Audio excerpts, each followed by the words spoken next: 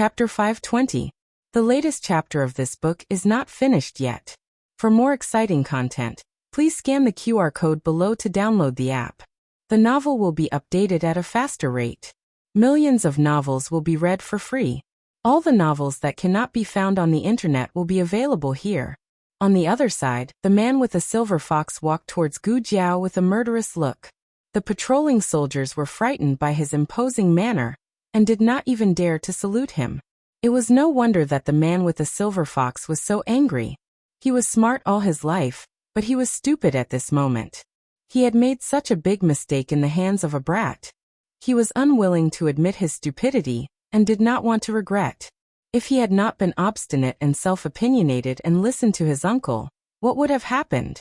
But there were no ifs in this world, only consequences and results. He could not deceive himself. He regretted that he did not meet that soldier from the Zhao kingdom. If he was given another chance, he would definitely kill him without hesitation. It was too late to kill him now, but he had nowhere to vent his anger. He had to do something. But the man with a silver fox did not expect that when he kicked open Gu Jiao's door, what awaited him was an empty room. Where is she? Doctor. There was no doctor. Sir. The soldiers who were patrolling nearby walked towards the source of the sound and cupped their fists at the man with the silver fox. The man with the silver fox pointed at the room and said coldly, "Where is the person inside?" The soldier said with a strange look, "Sir, are you asking about Dr. Tong? Didn't you ask Dr. Tong to treat the princess?" "When did I?" The man with the silver fox wanted to say something but stopped. He looked at the empty room and thought of something. His expression changed. He pushed the soldier away and walked towards his own courtyard in big strides. When he was near his courtyard, he heard a commotion. Then he saw thick smoke and fire not far away. "Quick, quick, quick! Water!" A corporal ordered the soldiers to fetch water. The scene was in a mess. The man with the silver fox grabbed a soldier who was fetching water and said sternly, "What happened?" The soldier said in shock, "Sir, your courtyard is on fire." His courtyard? The silver fox man's expression changed again. He abandoned the soldiers and rushed over. The fire started from the inside of his study. At first, the soldiers didn't notice it, but by the time it reached the outside, the fire was already quite big. Almost all the documents and important objects in the study were burned to ashes. Jade disc. The imperial jade plate of the Great Li dynasty. That was the genealogy of the Huangfu clan. Every heir of the imperial family was recorded on the jade disc. It was the only thing that could trace their identities. Without the jade disc, who knew what kind of descendants the Huangfu family had left? Who knew what kind of relationship Huang Fuzheng had with the previous dynasty? If the imperial jade seal was lost, it could be found. If it was broken, it could be repaired.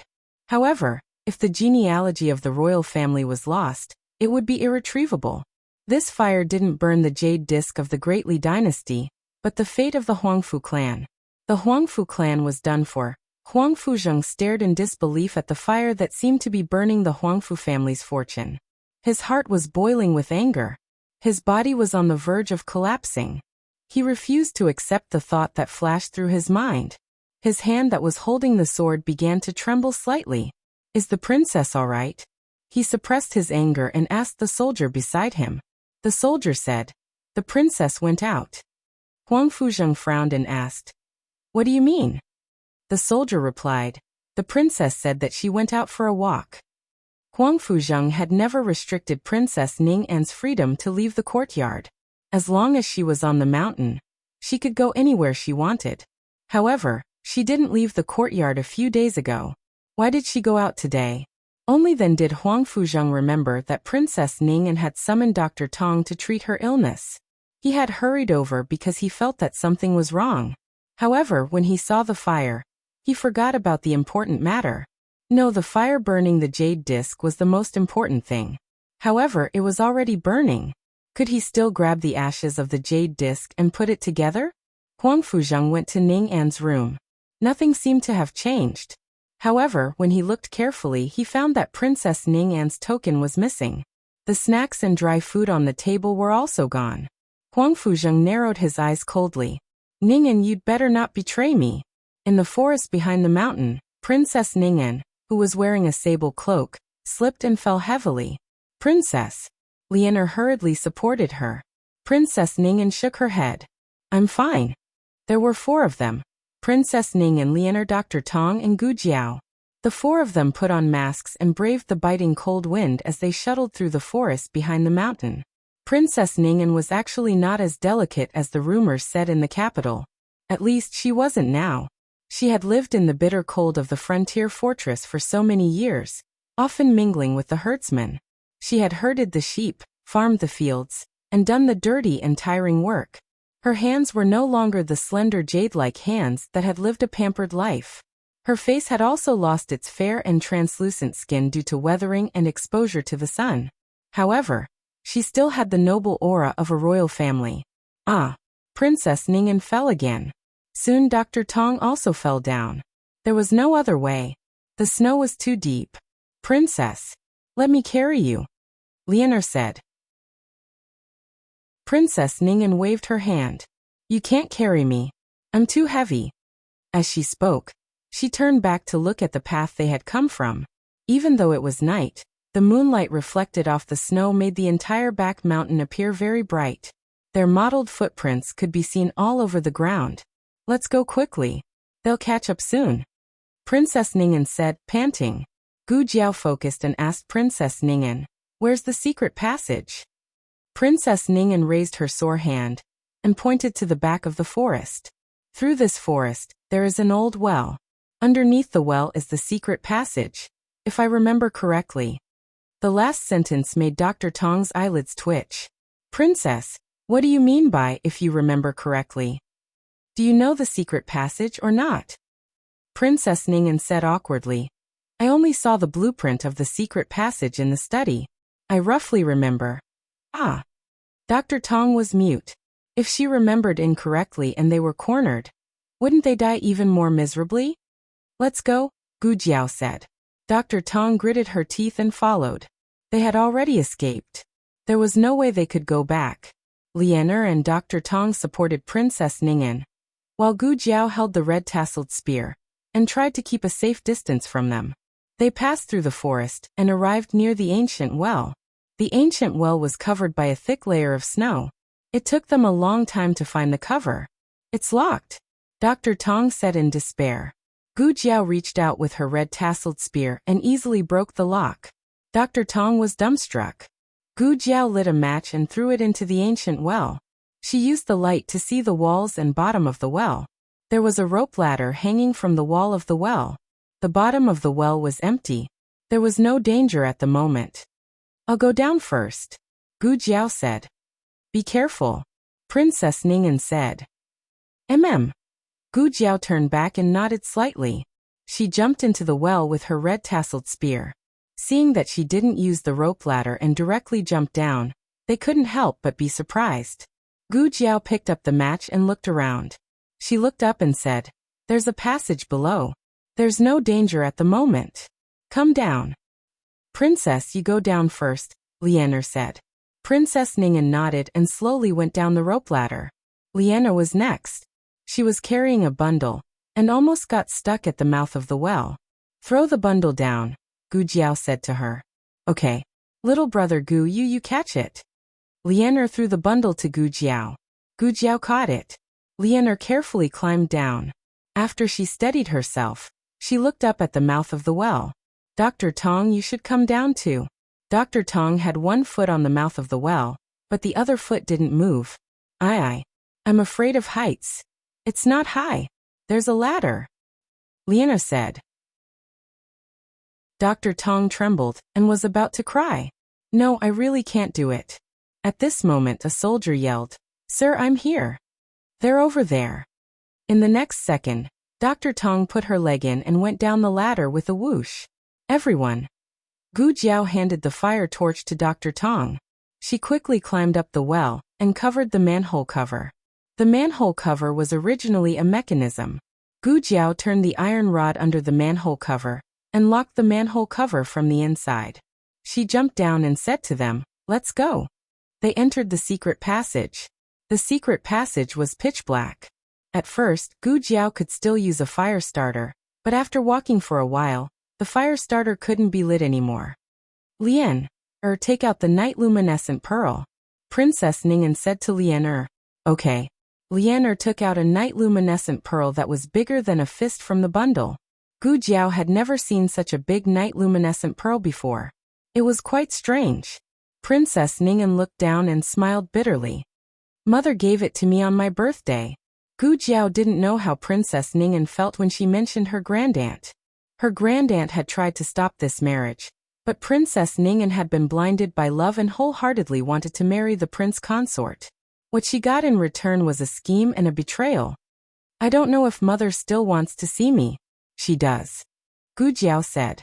Her grandaunt had never forgotten Princess Ning'an. Tears flashed in Princess Ning'an's eyes, but she didn't cry. She held it in. The sound in the secret passage was very loud. Gu Jiao could hear them prying open the cover of the well, and chasing after them like a flood. Other than Gu Jiao, the other three couldn't walk fast. In the end they were caught in a large cave. One end of the cave was connected to the secret passage they came from. The other end was a rope bridge hanging over the cliff. The moonlight and the snow on the cliff slowly shone into the cave. The cave was lit up.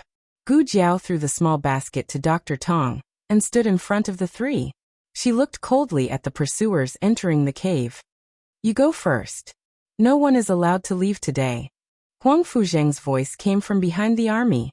The soldiers in the cave immediately parted to make a path. Huang Fuzheng walked over with a cold expression. His eyes fell on Gu Jiao. He narrowed his eyes slightly. I underestimated you. You have an epidemic disease and frostbite, but you still have the strength to struggle. Epidemic disease. Lian looked at Gu Jiao in disbelief. Dr. Tong also looked over in shock. Huang Fuzheng took in their expressions and shifted his gaze to the expressionless Princess Ning'an. Princess Ning'an didn't look at him. She didn't even want to look at him. Huang Fuzheng clenched his fists. It seems that you don't know that she has an epidemic disease. She brought the disease here. She is dying. If you follow her out, you will be infected by her sooner or later and die of the disease. Lian was so scared that she moved closer to Princess Ning'an. Dr. Tong looked at Gu Jiao in a daze. The medicine you gave me, is it to cure the disease? Huang Fuzheng frowned. He looked at Gu Jiao, who could move freely, and then at Dr. Tong, who didn't look sick at all. In a trance he realized something. He said excitedly, You have medicine to cure the disease. Even if I do, I won't give it to you, Gu Jiao said in a low voice. She deliberately lowered her voice, and with a layer of iron mask, at first glance, it sounded like the voice of an androgynous teenager. Huang Fuzheng laughed. God doesn't want me to die. No one knew how excited Huang Fuzheng was at this moment. He thought that he was going to die, but this guy had medicine. It was a medicine that could really cure the disease. He and his uncle could be saved. Gu Jiao didn't bring anything with her. Instead, Dr. Tong carried her own medicine box and Gu Jiao's small basket. Huang Fuzheng smirked coldly. Leave this brat to me. You guys go and stop them. Yes. He looked at Princess Ning'an. Don't hurt the princess. Yes. The soldiers swarmed forward. Gu Jiao raised her red spear. Huang Fuzheng jumped up and fought with her. Huang Fuzheng snorted. Boy, I saved you. If it weren't for me, you would have frozen to death in the snow. It's fine if you don't thank me, but you repay my kindness with ingratitude. You hurt me and my uncle, and you even tried to kidnap the princess. Not kidnap, rescue. Gu Jiao swung her spear. Huang Fuzheng raised his sword to block. The two sides fought fiercely in the cave. Huang Fuzheng sneered. Boy, you are no match for me. Gu Jiao was still sick, so her strength was reduced. However, Huang Fuzheng was infected with the disease. He was not much stronger than Gu Jiao. When Gu Jiao stabbed at Huang Fuzheng again, Huang Fuzheng couldn't block it. His long sword was broken. Gu Jiao's red tasseled spear pierced through his shoulder. Then Gu Jiao kicked him to the ground. Huang Fuzheng spat out a mouthful of blood. He didn't expect this boy to be so good at fighting. No wonder he could kill Sky Wolf. Gu Jiao's kung fu was not as good as Huang Fuzheng's. However, if Gu Jiao wanted to die, would Huang Fuzheng dare to? Gu Jiao's eyes were like a ferocious wolf. She took a few steps forward and attacked Huang Fuzheng fiercely. She was running out of energy. She had to solve this problem before that happened. The latest chapter of this book is not finished yet. Please scan the QR code below to download the app.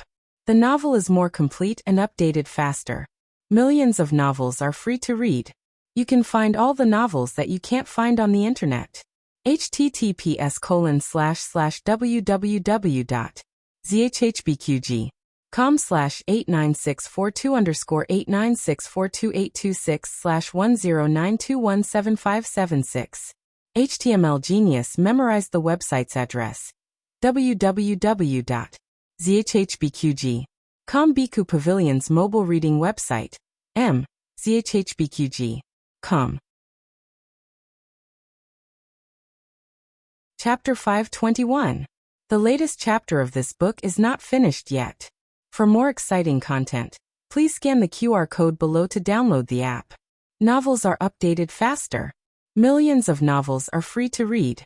Novels that can't be found online are all available here. However, just as Gu Jiao was about to cut off Huang Fuzheng's neck, a soldier on the other side grabbed Dr. Tong and held a knife to her neck. "Stop, or I'll kill him." Gu Jiao turned around and looked at him coldly. The soldier trembled under her murderous gaze. Before the soldier could threaten her, Gu Jiao's red tasseled spear flew out and pierced the soldier's head. Dr. Tong felt a hot wave of heat shoot towards his face. He closed his eyes and froze. He didn't dare to think if it was blood or brain matter. Huang Fuzheng was shocked by the scene in front of him. He knew that the person who could kill Sirius wasn't an ordinary person, but he didn't expect her to be so decisive and ruthless. When he was threatened, he didn't hesitate at all. At that moment, Huang Fuzheng's blood was boiling. He was excited, fearful, and looked up to an expert. Huang Fuzheng looked at Gu Jiao in disbelief. Gu Jiao stepped on his chest.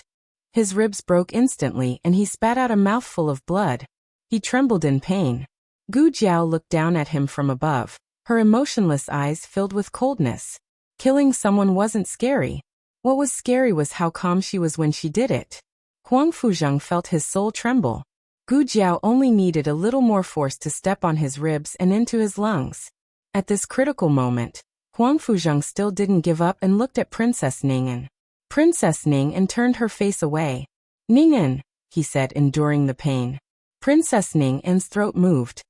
He didn't know if she heard him or not, but she didn't turn to look at him. Huang Fuzheng suddenly smiled. "My uncle has no son. He once said that if he became the emperor, he would make me the crown prince. At that time, I thought that if I became the crown prince, you would be my empress." "Ning'an, what's wrong with being the empress? Why don't you want it? They killed your mother. They are your enemies. You would rather return to their side than be my empress." "Ning'an, are you done?" Gu Jiao asked calmly. Huang Fuzheng coughed out a mouthful of blood. He withdrew his gaze from Princess Ning'an and looked at Gu Jiao mockingly. "Do you really think you can leave after killing me? Do you know how much effort I put into building this secret passage? If I don't want you to leave, none of you can leave." "Including the princess?" Gu Jiao asked.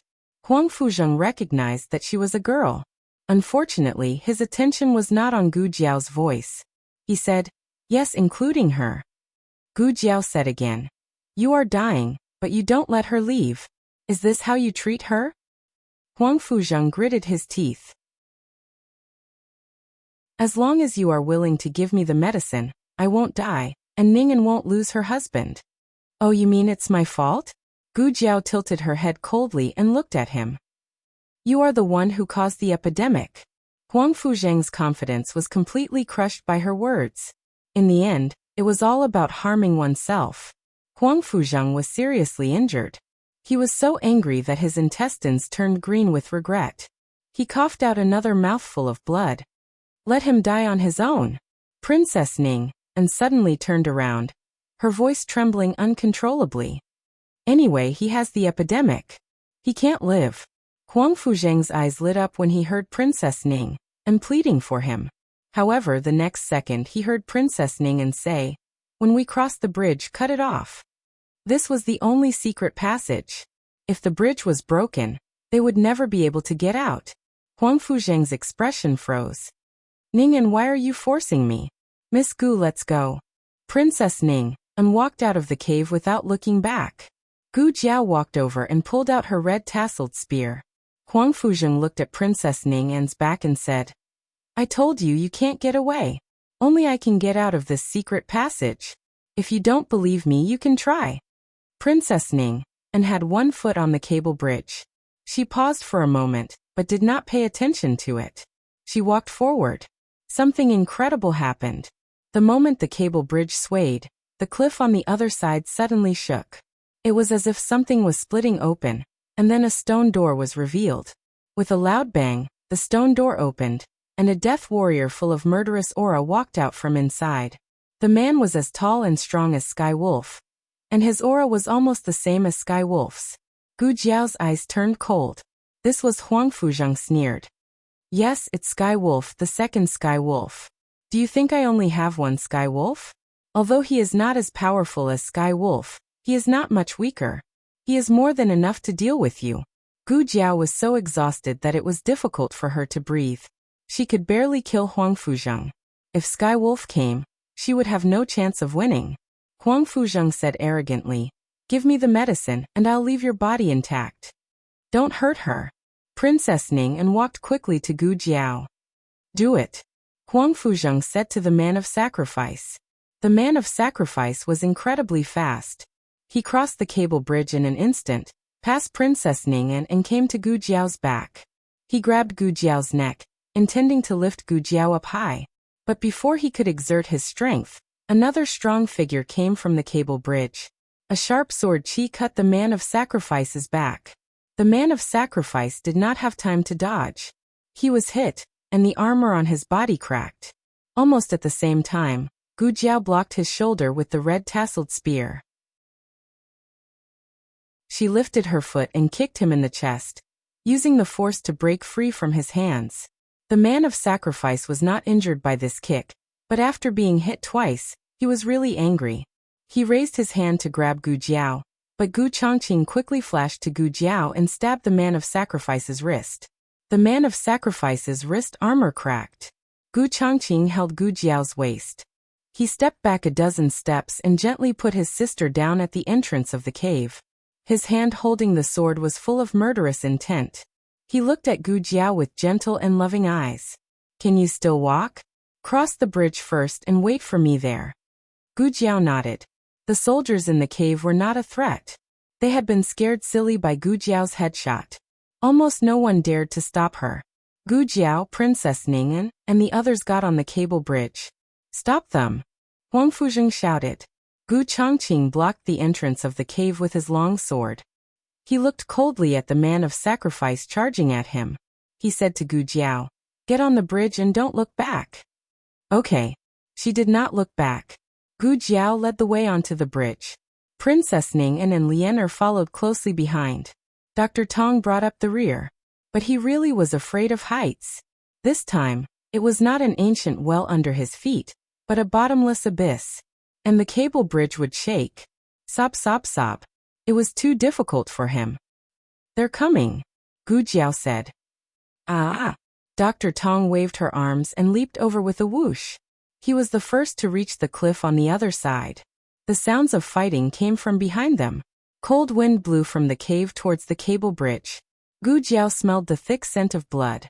She didn't know if it was the man of sacrifices or Gu Chongqing's. She was obedient. She did not look back. The group crossed the bridge and entered the cave on the other side of the cliff. Snow fell from the sky again. They could not see what was happening on the other side of the bridge, even if they wanted to. They could only hear the sound of bones breaking and blades breaking. Then, they heard footsteps on the cable bridge. The footsteps approached quickly, bringing with them a thick scent of blood and killing intent. Then a loud bang was heard. Shockingly, the cable bridge behind them had been cut apart. Gu Jiao quickly turned around. The figure with the scent of blood and killing intent came over, and gently pulled her into his embrace, but he did not let his blood-stained arm touch her. Didn't I tell you not to look back? You're not obedient at all.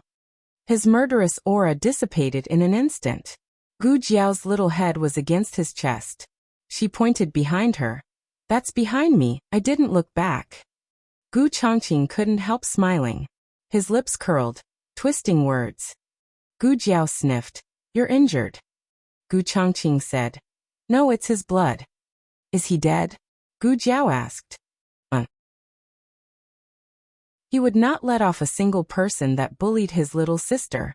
The snow that filled the sky poured into the cave. The death warrior was stabbed in the chest by a huge broken ice pillar. Beside him, the prince consort was stabbed in the heart by a sharp sword. He turned his head and looked at the cave on the other side of the rope bridge. Not only did Gu Jiao not look back, Ning'an didn't look back either. Princess Ning'an only saw half of the map. They had to figure out the rest of the way by themselves. They passed through countless caves in the mountain range. Even they weren't sure where they were at the end. Gu Chongqing carried Gu Jiao on his back, and her red-tasseled spear hung in front of him. I'm sick, Gu Jiao said. It's an epidemic. So you have to put me down, Gu Jiao said in a doctor's tone. It was very serious. However, to Gu Chongqing, it sounded like his sister was seriously ill and his sister felt wronged. It's my fault. Gu Chongqing apologized sincerely. I didn't take good care of you. Gu Jiao. What was going on? Gu Jiao said. I don't want you to carry me. Gu Chongqing said. Then I'll carry you. Gu Jiao said. I don't want you to carry me either. Gu Chongqing thought about it seriously. Then should I let you ride on my neck? Gu Jiao. Gu Jiao put on a mask and Gu Chongqing also put one on. In addition, Gu Chongqing also took the medicine to prevent the epidemic. Of course, Princess Ning'an and Lianer also took it. The brother and sister duo walked at the front. The other three already knew that Gu Chongqing was the young master of the Gu army, and that Gu Jiao was his sister. Along the way, Gu Chongqing would give anything good to his sister first. If he had to carry anything, he would only carry his sister. In his eyes, he was his sister's brother first, and then Princess Ning'an's minister. How did you find this place? Gu Jiao asked. Gu Chongqing said casually. I asked an aide of the previous dynasty about the map of the stronghold and the secret passage. He didn't want her to know how he had asked her. He already knew why Gu Jiao went to kill Sirius. He didn't find Gu Jiao in the forest that day, so he returned to the governor's residence to see if he could find any clues. In the end, he really did learn a thing or two from an aide of the emperor's son-in-law who had been imprisoned. It turned out that the emperor's son-in-law had bought a group of powerful men of sacrifice from the Yan kingdom. The leader was called Sirius, and the second most likely was the one he had just killed. The emperor's son-in-law and Prince Yi found the plague victims to infect the Gu army, and the emperor's son-in-law bought Sirius from the Yan kingdom to deal with Gu Chongqing. They wanted Gu Chongqing's legs and made Gu Chongqing lose everything, so that he would live the rest of his life like a ghost. Gu Jiao must have accidentally learned of the emperor's son-in-law's plan. She did it for him. When he thought of this, Gu Chongqing's heart ached. He had the best younger sister in the world, so he also wanted to be her best older brother. You're disobedient, Dr. Gu sternly said before falling asleep on Gu Chongqing's shoulder. When Gu Chongqing heard the even breathing on his back, his eyes flashed with tenderness. He raised the cloak in his hand and gently covered her petite body. No matter how much she suffered, he would return the pain bit by bit. The biting cold wind and snow flew over, cutting his face like knives, but none of it blew on Gu Jiao's body. She fell into a deep sleep on his warm and broad back. The power of the previous dynasty had completely collapsed. The Qin Kingdom's army in Beiyang City and Yi City only had 80,000 soldiers left. On the 27th day of the 11th month, Gu Chongqing led the 60,000 Gu army to attack Beiyang City. In one night, they killed 20,000 of the enemy. Prince Bo was no match for them, so he led the remaining 20,000 Qin Kingdom soldiers to abandon the city and regroup with the 40,000 Rong army in Yi City. 3 days later, Gu Chongqing led the 90,000 Gu army and arrived at the city gates. At this time, the 80,000 Qin Kingdom reinforcements arrived. Prince Bo was overjoyed. He planned to split up with the 80,000 reinforcements and attack the Gu army from the front and back, but he didn't expect the leader of the 80,000 reinforcements to be Yuan Tang. Yuan Tang rode on a tall horse and looked at Prince Bo and Rong Yao on the city gate tower. He showed the yellow imperial edict in his hand and said concisely, I'm here on my father's orders to clean up the rebels. Those who surrender will be forgiven, and those who rebel will be killed. There were nearly 100,000 Gu army soldiers and 80,000 Qin kingdom soldiers. Prince Bo and Rong Yao's 60,000 men were surrounded by enemies. There was no way they could win. Not to mention that Yuan Tang had the imperial edict, so he had a good reason to attack. The morale of the 60,000 Qin kingdom soldiers plummeted. Yuan Tang looked at Rong Yao and smiled obediently. Uncle, my father wants to capture Prince Bo. If you kill him, you can redeem yourself. As he spoke, he seemed to be afraid that Rong Yao wouldn't believe him. He handed the imperial edict to a soldier, and had the soldier bring it into the city. The imperial edict did say that the traitor Prince Bo was to be killed. Rong Yao held the imperial edict, and his eyes flashed. Prince Bo trembled. Rong Yao, don't be fooled by this father and son. You've already rebelled. If you kill me, my brother won't let you go. Rong Yao said coldly. The king won't let me go after I return to the capital. But if I don't kill you, Yuan Tang won't let me go now. So I'm sorry. Prince Bo. Gu Chongqing wasn't interested in fighting in the Qin kingdom, but if he could subdue the enemy without fighting, it would be a good idea. Prince Bo and Rong Yao began to fight on the city gate tower. Yuan Tang rode his horse calmly towards Gu Chongqing. The Gu army wanted to stop him, but Gu Chongqing raised his hand to stop them. The fact that Yuan Tang had come alone was enough to show his sincerity. Yuan Tang stopped in front of Gu Chongqing's horse, raised his eyebrows and introduced himself. Dr. Gu's friend, Yuan Tang. Gu Chongqing looked at him deeply, straightened his back, and said with a rare boastful tone, Jiao Jiao's older brother Gu Chongqing. The Gu army was speechless. Isn't this introduction a bit wrong? Shouldn't it be the sixth prince of the Qin kingdom, and the young master of the Gu army? In your eyes, these two identities can't compare to Dr. Gu's friend and Jiao Jiao's older brother? Digression. When I return to the capital tomorrow, I just took a look. I'm only 4 votes away from breaking the 100 mark. The latest chapter of this book is not finished yet. For more exciting content, please scan the QR code below to download the app. Novels are updated even faster. Millions of novels are free to read. Novels that can't be found online are all available here. https://www.zhhbqg.com/89642_8964226/1092164330.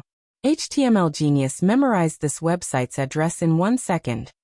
www.zhhbqg.com Bikago mobile reading website. zhhbqg.com.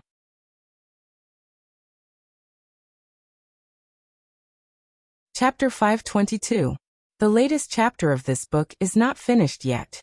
For more exciting content, please scan the QR code below to download the app.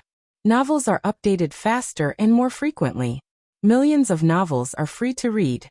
Novels that can't be found online are all available here. Prince Bo is a member of the royal family. Although he can be considered a martial artist, he can't be compared to Rong Yao, who is a famous general on the battlefield. In the end, Prince Bo was seriously injured by Rong Yao and died. I was reckless. I wanted to capture him alive, but this person was too difficult to deal with. I accidentally killed him. Please punish me, Your Highness. This is what Rong Yao said when he walked down the tower and came to Yuan Tang. Yuan Tang was still by Gu Chongqing's side, riding a tall horse. He looked down at his own uncle, Rong Yao. He laughed coldly in his heart. Even his uncle wouldn't believe this kind of nonsense. Well, if he didn't kill Prince Bo, what would happen if Prince Bo returned to the palace and said something unfavorable to Rong Yao? This uncle of his is really far-sighted and ruthless. But does he really think that without Prince Bo, nothing will go wrong? Yuan Tang looked at Rong Yao with a faint smile and said, Uncle, you have worked hard. You have contributed greatly by killing the rebels. When we return to the capital, Father will definitely reward you accordingly. Rong Yao kneels down on one knee and says with a face full of fear and trepidation, I don't dare to reward you. I only want to make up for my mistakes. I was also bewitched by Prince Bo. I really thought that everything was the Emperor's will.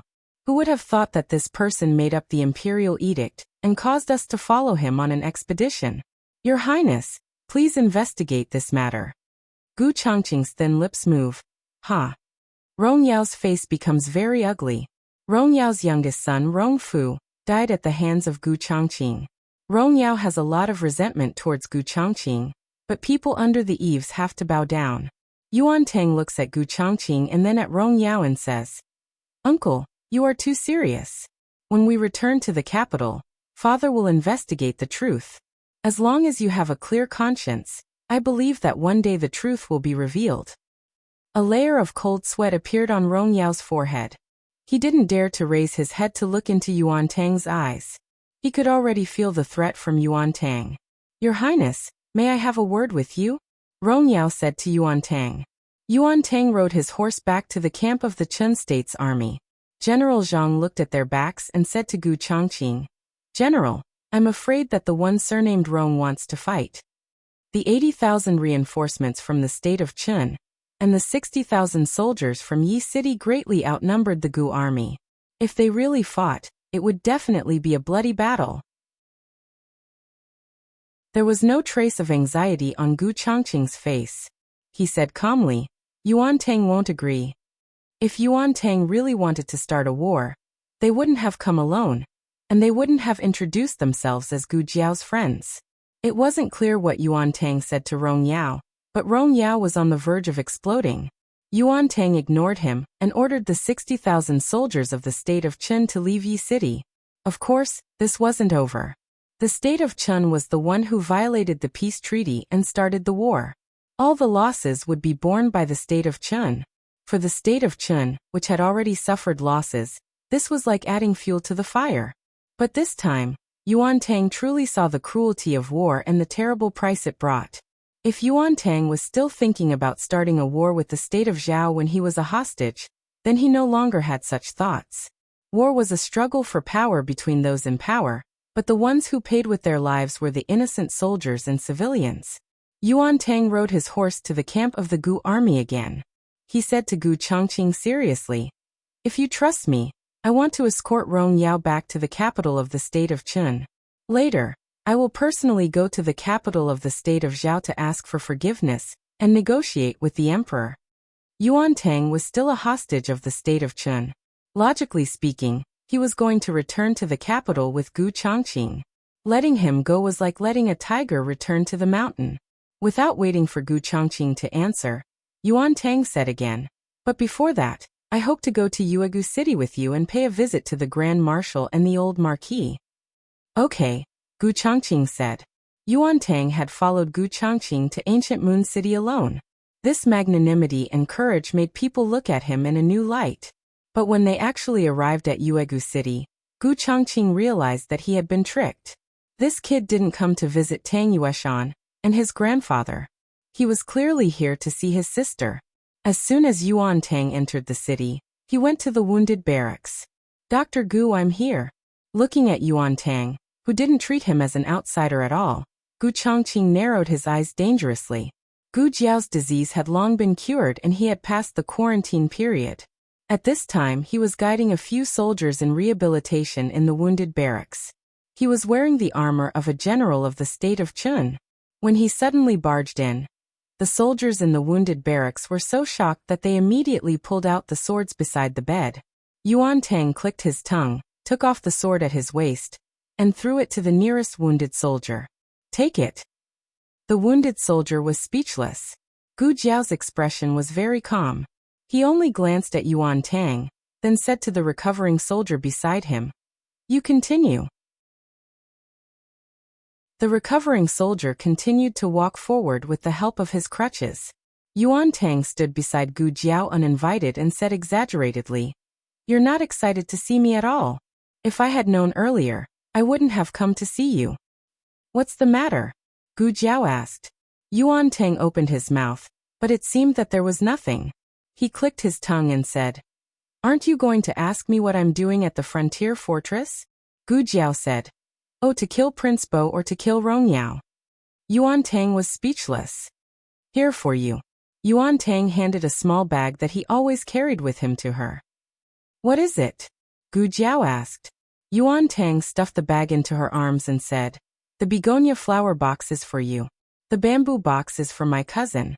I have to go back to the capital to deal with my uncle. I might not be able to go to Zhaodu for a while. Bring it to my cousin for me." "Okay." Gu Jiao agreed. Yuan Tang raised his eyebrows and said, "Don't think too much about it. I'm only giving you this gift to thank you for helping my cousin. Moreover, it was thanks to your husband that I was able to escape from Zhaodu." Originally, Yuan Tang thought that he had hidden it well, and did not let Xiao Lulang know. But after thinking about it carefully, Xiao Lulang was supposed to be on duty at the Yamen, but he suddenly changed his route, and went out of the capital's north gate. He even stopped at the relay station for a while. Perhaps Xiao Lulang had already discovered him, and deliberately sent him away. Gu Jiao did not know that there was such a thing. It was really fortunate that Xiao Heng let Yuan Tang go. Otherwise, this battle would not have ended so quickly. Moreover, both sides would have suffered a lot of casualties. Yuan Tang said, "Okay, I've said everything that needs to be said. I should go now. Remember to tell my cousin to miss me."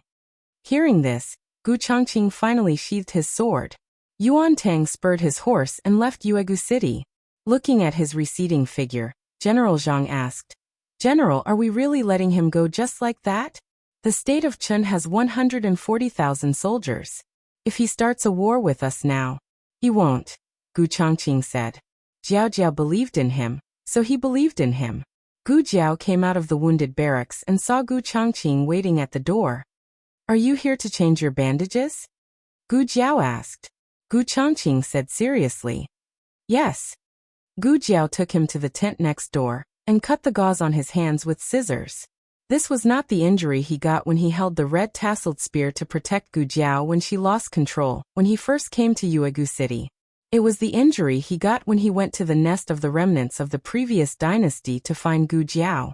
Gu Changqing skimmed over the incident that day, but the process was far more difficult and complicated than he imagined. He learned from his advisor that the map of the previous dynasty's army's nest and the secret passage was not fake. Unfortunately, the map was incomplete, and the wooden bridge leading to the nest was destroyed by Huangfuzheng. Gu Changqing stood on the cliff for a long time. He was sure that unless he grew wings, it was impossible for him to fly over with his qinggong. He planned to go down the mountain first, go around the foot of the mountain, and then climb to the top of the opposite mountain. The hardships were self-evident. Fortunately, although the map was incomplete, the general direction was correct. He climbed the cliff with great difficulty, and almost fell into the bottomless abyss several times. At that time, he only had one thought in his mind. He wanted to live and find his sister alive. The injury on his hands was from climbing the cliff, and it had not healed yet. He also led troops to fight, and it was torn repeatedly. In Gu Changqing's eyes, this injury was nothing. If Gu Jiao was not here, he would not have bothered to change his dressing. "You can't get injured again, or your hands will be crippled," Gu Jiao said seriously as she changed his dressing. Gu Changqing smiled gently. "Yes, I won't. The war is over. The thread here can be removed," Gu Jiao said as she looked at the wound on the back of his left hand. Gu Changqing obediently stretched out his hand. Gu Jiao took out a sterilized pair of scissors. "It will hurt a little," Gu Changqing said. "It won't hurt. It won't hurt even if you get stitches." There was no anesthetic, so it would be strange if it didn't hurt. At the mention of this, Gu Jiao's hand paused. After escaping from the mountains, she had stitched up Gu Changqing's wounds. At that time, there happened to be a wounded soldier, who also needed stitches. However, there was only one anesthetic in the small medicine box. Gu Changqing gave the anesthetic to the wounded soldier because he did not need it. He was a martial artist, so it was inevitable for him to get injured. Occasionally, when his injuries were serious, he would need to drink a little anesthetic soup. However, no matter what kind of anesthetic soup it was ineffective on him. Gu Jiao could not help but remember when she first came to the capital. When she stitched up Gu Changqing's wounds for the first time, there was no anesthetic in the small medicine box. At that time, she did not think too much about it. Now that she thought about it, perhaps the small medicine box had already determined that the patient could not tolerate anesthesia. So all the big and small wounds on his body were stitched up without anesthesia at all? Gu Changqing stared at Gu Jiao and smiled gently. It doesn't hurt really. Gu Jiao answered seriously, but her movements were much lighter. The war was over, and the plague patient had recovered. Now, it was time for Gu Jiao's group to return to the capital. Tang Yueshan left behind a portion of the garrison. Gu Changqing also left behind 20,000 Gu clan soldiers to assist in the reconstruction of the three cities after the disaster. After the governors of Beiyang City and Yi City were killed, the imperial court issued edicts overnight to appoint 2 new governors. When the new governors arrived at their respective residences, the Gu clan army and the imperial court's garrison were ready to go. Princess Ning was going to return to the capital with them. It was the old marquis's task to bring Princess Ning back to the capital. Currently, the old marquis was still recovering in bed, so Gu Changqing came forward to ask Princess Ning for instructions. In the governor's residence, Gu Changqing met with Princess Ning in the study. Ever since Princess Ning came down from the mountain, she had been staying in her room. She did not go out or speak to anyone. Gu Changqing understood that the matter of the remnants of the previous dynasty had a great impact on her, so he never mentioned the war or the prince consort in front of her. Gu Changqing cupped his hands in greeting and said seriously, "We'll be returning to the capital tomorrow morning. Does the princess have any other orders?" Princess Ning stared blankly at the snowy scenery outside the window. After a while she muttered, "On the way back to the capital, can we go to Ji City to pick up someone?" As she spoke, she seemed to be afraid of troubling Gu Changqing, so she added, "There's no need for too many people. A few people will be enough. It won't be hard for him to pick up." Gu Changqing roughly understood who they were going to pick up. He said, "I will go personally." "I want to go too." In another room in the governor's residence, Gu Chengfeng, who had already taken off the splint on his arm and was back to full health, exploded. He had finally recovered from his injuries and planned to go to the battlefield to fight to his heart's content, but in the end he was told that the Chen kingdom had surrendered. He had just become a part of the Gu clan's army and had assumed the title for nothing. The main reason was that he wanted his eldest brother to witness his strength. Okay. Gu Changqing agreed. Gu Chengfeng was excited the entire night. Finally, he could go on a mission with his eldest brother. Unexpectedly, when he walked out of the military camp fully armed, he saw Gu Jiao by his eldest brother's side. Gu Chengfeng's face instantly darkened. She's going too? Wasn't it just him? Why did a servant girl have the honor of fighting side by side with his eldest brother? Get on the horse. Gu Changqing patted his horse and said, that's more like it. Gu Chengfeng curled his lips and walked towards his eldest brother's horse. He had been eyeing his eldest brother's horse for a long time. In their family, other than his grandfather's horse, his eldest brother's horse was the best. It was even better than the horse he had stolen from the prince consort. Not you. Gu Changqing blocked him mercilessly. He carried Gu Jiao by the waist and gently placed her on the horse's back. He said gently, "Sit tight." Gu Jiao nodded. Gu Changqing flipped over and sat on Gu Jiao's horse. Then, the two of them left like a cloud of dust. Gu Chengfeng was left behind with a dumbfounded expression. Hey, have you all forgotten something? The latest chapter of this book is not finished yet. For more exciting content, please scan the QR code below to download the app. Novels are updated at a faster rate. Millions of novels are free to read. Novels with connotations that can't be found online are all available here. https://www.zhbqg.com/89642_8964286/1091934415. HTML Genius memorized this website's address in 1 second. www.zhbqg.com Biku Pavilion's mobile reading website. zhbqg.com.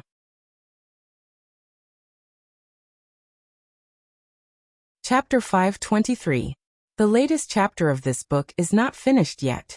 For more exciting content, please scan the QR code below to download the app. Novels are updated faster and more frequently. Millions of novels are free to read. Novels with content that can't be found online are all available here. The person Gu Chongqing and Gu Jiao were going to pick up was the son of Princess Ning, Anan Huangfuzheng. He was 13 years old this year. When Princess Ning mentioned him, she didn't say much. She only said, "He's not in good health."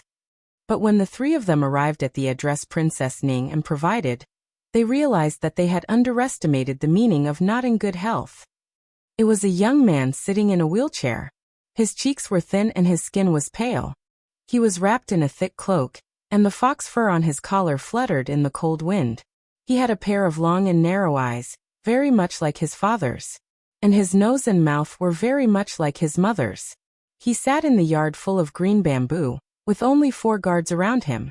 When he saw the 3 brothers and sisters in armor, his expression didn't change at all. He just held the wheels of the wheelchair with both hands and said lightly, "You're here to pick me up?" "Ah yes," Gu Chengfeng said blankly. "Let's go." He pushed the wheelchair. Gu Chongqing stared at him and didn't say anything. He walked forward and went behind him to push the wheelchair. "I'll do it." He let go of the wheelchair. "Well, aren't you going to ask who we are?" Gu Chengfeng asked him doubtfully. He said, "If you're not my father's men, then you're my mother's men. My father's army was defeated, so I guess that you were sent by my mother." "Quite smart," Gu Chengfeng muttered. To be honest, Gu Chengfeng was a little disappointed. He thought that they were here to save someone. But who would have thought that they were really here to pick him up? He wanted to fight and show his brother his kung fu, but it was a waste. Gu Chongqing pushed the young man out the door. Gu Jiao stood at the door, leaning against the door frame with her arms crossed. When Gu Chongqing pushed the wheelchair over, Gu Jiao glanced at his leg. It was not out of any offense or curiosity. It was purely a doctor's diagnosis of a patient. Unfortunately, his legs were covered with a thick blanket, so Gu Jiao couldn't see anything. In the house, there was a special carriage for the young man. The door at the back could be opened, and when it was lowered, it would be a landslide. Gu Chongqing pushed the wheelchair up, and Gu Chengfeng helped to close the door. "Are they leaving together?" Gu Chongqing looked at the 4 guards in the house. The young man said indifferently, "Does the capital lack people to serve me?" There was nothing wrong with his words, but it made people feel that he was not easy to get close to. However, Gu Chongqing originally had no intention of getting close to him. On the way back to the capital, they were lord and minister. Perhaps after returning to the capital, they would become strangers who would never see each other again. There was something on the floor of the carriage to secure the wheelchair, but Gu Chongqing was not familiar with it, so the young man did not remind him. When the coachman was about to start the carriage, Gu Jiao said, "Wait." The coachman stopped. Gu Jiao lifted the curtain and got into the carriage. She pulled out a few wooden buckles hidden in the floor and stuck them on the wheels of the wheelchair. During the entire process, she did not deliberately touch the young man's legs. After doing this, she glanced at the young man, then turned and got out of the carriage. They had set off first, and the army was still behind them. Gu Chongqing found a relay station that they had to pass through on the way back to the capital. He asked for 2 rooms, one for Gu Jiao and one for the young man. The army would arrive at night, so Gu Chongqing and Gu Chengfeng slept in a tent. After the young man entered the relay station, he fell asleep and did not come out to eat dinner. The 3 siblings made a bonfire in the courtyard and roasted some sweet potatoes and bacon. Gu Chongqing brought some food to the stable to feed the horses. Gu Chengfeng and Gu Jiao sat next to the fire. Gu Chengfeng moved closer to Gu Jiao and whispered, "Hey, don't you think that kid is strange?" "How is he strange?" Gu Jiao flipped over the bacon on the fire. Gu Chengfeng swallowed and used a stick to stick a roasted sweet potato. He lowered his voice and said, "His father died, but he doesn't seem to be sad. And his personality, it always gives me a gloomy feeling. And his legs, what do you think is wrong with his legs? Is he injured or crippled?" As Gu Chengfeng spoke, he suddenly felt that something was wrong. He turned his head and saw that the young man had come out of the room at some point. He was sitting in a wheelchair with the cold wind blowing in. He was as gloomy as a ghost from the underworld. Gu Chengfeng had always been bold, but this time, he could not help but feel his hair stand on end. The sweet potato in his hand dropped. Gu Jiao looked at him calmly, then looked away and continued to roast the meat. What are you roasting? The young man asked. Bacon, Gu Jiao said. I want to eat too, the young man said. Gu Jiao flipped the meat. I'll send it in when it's done. The young man refused. No, I want to eat here. There were steps from the house to here. He could not go down by himself. Gu Qingfeng composed himself and walked over. He carried him down the steps with his wheelchair and pushed him to the fire. It's windy here. You can go in after a while. Gu Qingfeng kindly reminded him. The young man did not respond. Instead, he looked at Gu Jiao, who was seriously roasting meat. Why are you wearing a mask? Are you ugly? Can't you see people? Gu Qingfeng straightened his back. Hey! How can you say that? Who's ugly? The young man mocked. If you're not ugly, why are you covering your face? Gu Qingfeng wanted to beat him up. Gu Qingfeng's face turned cold and he snorted. We like to. If covering your face means you don't have the face to see people, then are you sitting in a wheelchair without legs? As soon as he finished speaking, Gu Qingfeng felt the young man's expression stiffen. Gu Qingfeng suddenly realized that he might have said something wrong. He opened his mouth to say something, but it was too late. The young man slowly pulled up the corners of his lips and smiled mockingly. Then, under Gu Qingfeng's somewhat guilty and shocked gaze, he raised his pale hand and pulled away the blanket covering his legs. A gust of cold wind blew past, blowing up his empty trousers.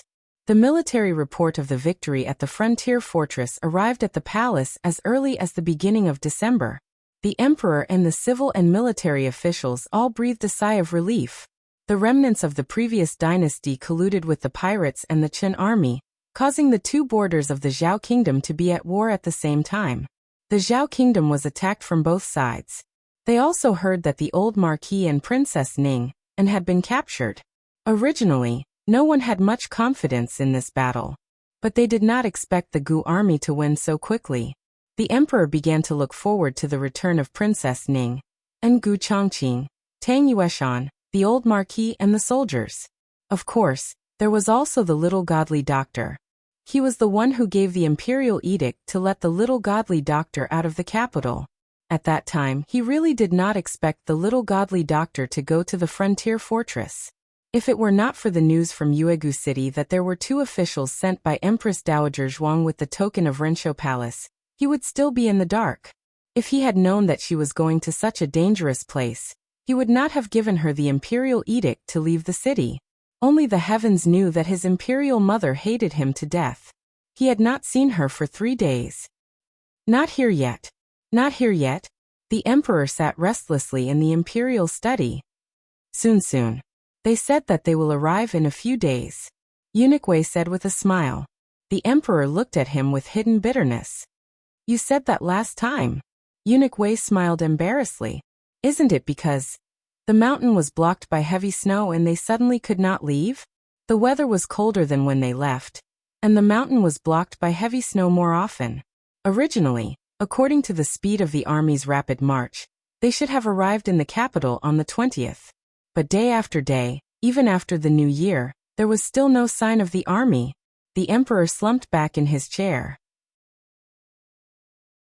If the little godly doctor does not return, I fear that Imperial Mother will ignore us for the rest of her life. The emperor was wrong. Jiao did not return. Empress Dowager Zhuang did not want to pay attention to this foolish son of hers.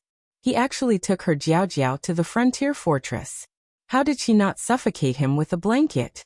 In Baishui Alley, the family was also waiting for Gu Jiao to return. Each day felt like a year. The night that Gu Jiao left, they all went to sleep. It was only the next day that Xiao Heng told them that Gu Jiao had gone to the frontier fortress. Yao Shi almost fainted on the spot. The frontier fortress was at war. How could her daughter go to that kind of place?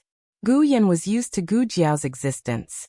When she suddenly left, Gu Yan felt as if he had been cut in half and taken away. Gu Xiaoshan was also very worried and sad. He grew up with Gu Jiao. He spent the most time with Gu Jiao and the shortest time apart. Therefore, he was the one who was not used to it. Little Jing Kong woke up and found that Gu Jiao was not there. He almost cried. Then he saw the letter that Gu Jiao left for him. Then he held back his tears. Jiao Jiao was not in the capital. It was useless for him to cry. He wanted to keep his tears and cry for Jiao Jiao when he came back. Xiao Heng was now working in both the Imperial Hanlin Academy and the Ministry of Justice. The Ministry of Justice was more informed than the Imperial Hanlin Academy. The Ministry of Justice and the Ministry of War were the first to know if there was any movement on the front line. Whether it was for official business or for personal reasons, Xiao Heng spent more time in the Ministry of Justice than in the Imperial Hanlin Academy. He opened countless letters. Is the mountain blocked by the heavy snow again? Minister Xing asked Xiao Heng, who was sorting out the letters, as he wrote the memorials. Xiao Heng put away the letters and said in his usual tone, "Yes. They were delayed in Sangzhou." Minister Xing frowned and said, "Sangzhou is at least 7 or 8 days away from here. I'm afraid the army won't be able to come back before the new year." The day after tomorrow was New Year's Eve. Even if the army didn't stop, they wouldn't be able to come back to the capital. Xiao Heng looked at the flying snow outside the window and showed a thoughtful expression. The border was bitterly cold and smoky, but the capital was not affected by the war. The streets and alleys were full of peddlers and soldiers, shops and crowds. It was as prosperous as a brocade. Every house in Puaishui Alley hung red lanterns and pasted window flowers and couplets. Their house also pasted them. This year, Lin Qingye and Feng Lin both went back to Yuzhou to celebrate the new year. There were many people in the house, but it still felt cold and cheerless. They didn't know if it was because the two of them were missing, or because Gu Jiao was missing. The little loudspeaker didn't blabber anymore. His great-aunt also didn't play mahjong with the neighbors. Madame Yao's youngest son was 3 months old, but he was very obedient. He didn't cry or make a fuss. It was as if there was no baby at home. Little Jing Kong stood at the doorstep. His small arms were stretched out behind his back. His small body fluttered and his small head looked at the alleys on both sides. Jiao Jiao. He wanted to Jiao Jiao. The sound of a carriage came from the door. Little Jing Kong excitedly ran out with his short legs. After running for a while, he realized that it was his bad brother-in-law who came back. Little Jing Kong's small face darkened. He said disappointedly, "Why is it you?" Xiao Heng got out of the carriage and tapped his forehead. "Why isn't it me?" "Humph." Little Jing Kong turned his face away. "Let's go," Xiao Heng said to him. Little Jing Kong slowly followed behind him. He looked back 3 times with every step. Xiao Heng walked in front. He didn't need to look back to know what he was doing. Stop looking. Jiao Jiao won't come back today. Little Jing Kong asked, "Why?" Xiao Heng said, "The heavy snow has sealed the mountain. The army can't leave." Little Jing Kong asked, "Can Jiao Jiao come back tomorrow?" Xiao Heng said, "I don't know." Little Jing Kong asked, "What about the day after tomorrow?" "The day after tomorrow is New Year's Eve. It's my birthday. Can Jiao Jiao come back in time to celebrate with me?" Xiao Heng said, "You weren't born on New Year's Eve." Little Jing Kong put his hands on his waist and stomped his feet. "The abbot said that my birthday is on New Year's Eve. That's New Year's Eve. Jiao Jiao also celebrated my birthday on New Year's Eve." Xiao Heng smiled. He didn't argue with him. Instead, he stopped and rubbed his little head that had grown some hair. "Let's go in." Early the next morning, Little Jing Kong sat on the threshold. He waited from dawn to dusk. He waited until he became a light shui, but Jiao Jiao still didn't come back. Gu Yan walked over and led the little guy in. After midnight, it would be New Year's Eve. The army was still trapped in the snowy mountains of Sangzhou. It was destined that they wouldn't come back this year. At night, the family sat by the fire in the central room. Suddenly, there was a knock on the door in the front yard. They were all startled. "Jiao Jiao." Little Jing Kong was the first to rush out. However, it wasn't Gu Jiao Jiao who came. It was Granny Zhou. She came to deliver dumplings. "Thank you, Granny Zhou." Little Jing Kong politely took the basket and thanked her. He carried the basket back to the central room. As soon as he sat down, there was another knock on the door. This time, it was Gu Xiaoshan who rushed out.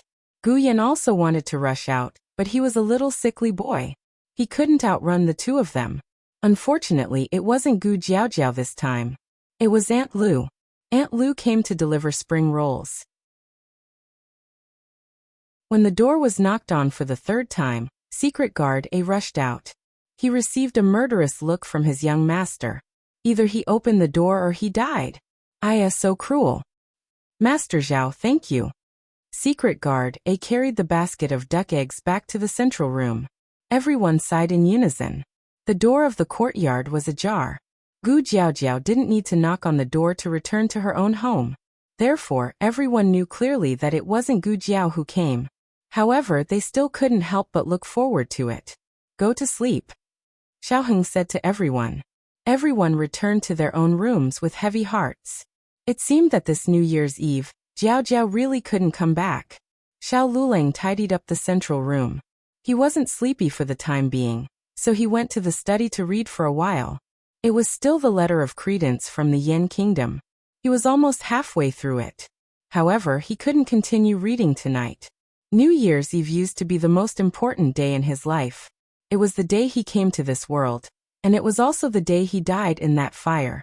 Coincidentally, it was also midnight. Xiao Lulang looked at the hourglass on the wall. It was midnight again. He closed the book in his hand and went to the quiet courtyard. He looked at the swing that Gu Jiao personally made and was a little lost in thought. Dong. Something hit the door of the courtyard. Xiao Lulang came back to his senses. He frowned and walked towards the door. Senior servant Feng bolted the door before going to bed. Xiao Lulang paused for a moment and then took down the bolt. He opened the vermilion door, and a biting cold wind and snow poured in. After the wind and snow filled the sky, a small figure dressed in green sat against the wall on the threshold. One of her slender legs was bent, and the hand holding the horsewhip was on her knee. Her black hair was messed up by the wind and snow, and her lips were dry and cracked. She was covered in wind and rain, and looked a little embarrassed. She leaned against the corner of the wall, and gasped for breath. She raised her head and looked deeply at him with her eyes that were still clear despite being covered in wind and sand. The corners of her lips curved and she said, "Happy birthday, Lord Xiao." The latest chapter of this book is not finished yet. For more exciting content, please scan the QR code below to download the app. Novels are updated faster and more complete. Millions of novels are free to read. All the novels that can't be found online are available here. https://www.zhhbqg.com/89642_8964286/1091927220. HTML Genius memorized the website address in 1 second. www.zhhbqg.com Biku Pavilion Mobile Reading Website. zhhbqg.com.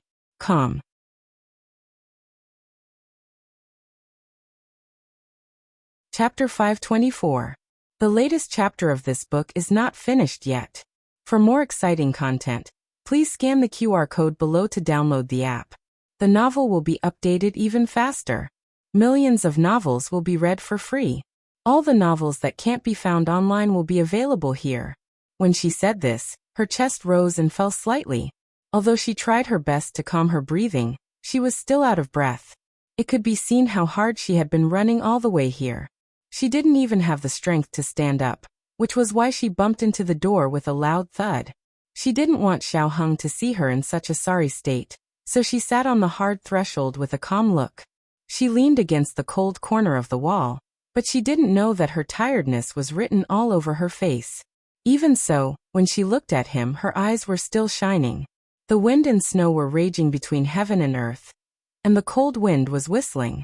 Xiaoheng's heart seemed to be filled with a boiling heat wave. His blood was rushing rapidly, but he held his breath. He looked at her in disbelief, and his deep eyes clearly reflected her sorry figure. The snow in Ji City sealed the mountains, and the 100,000 soldiers were unable to advance.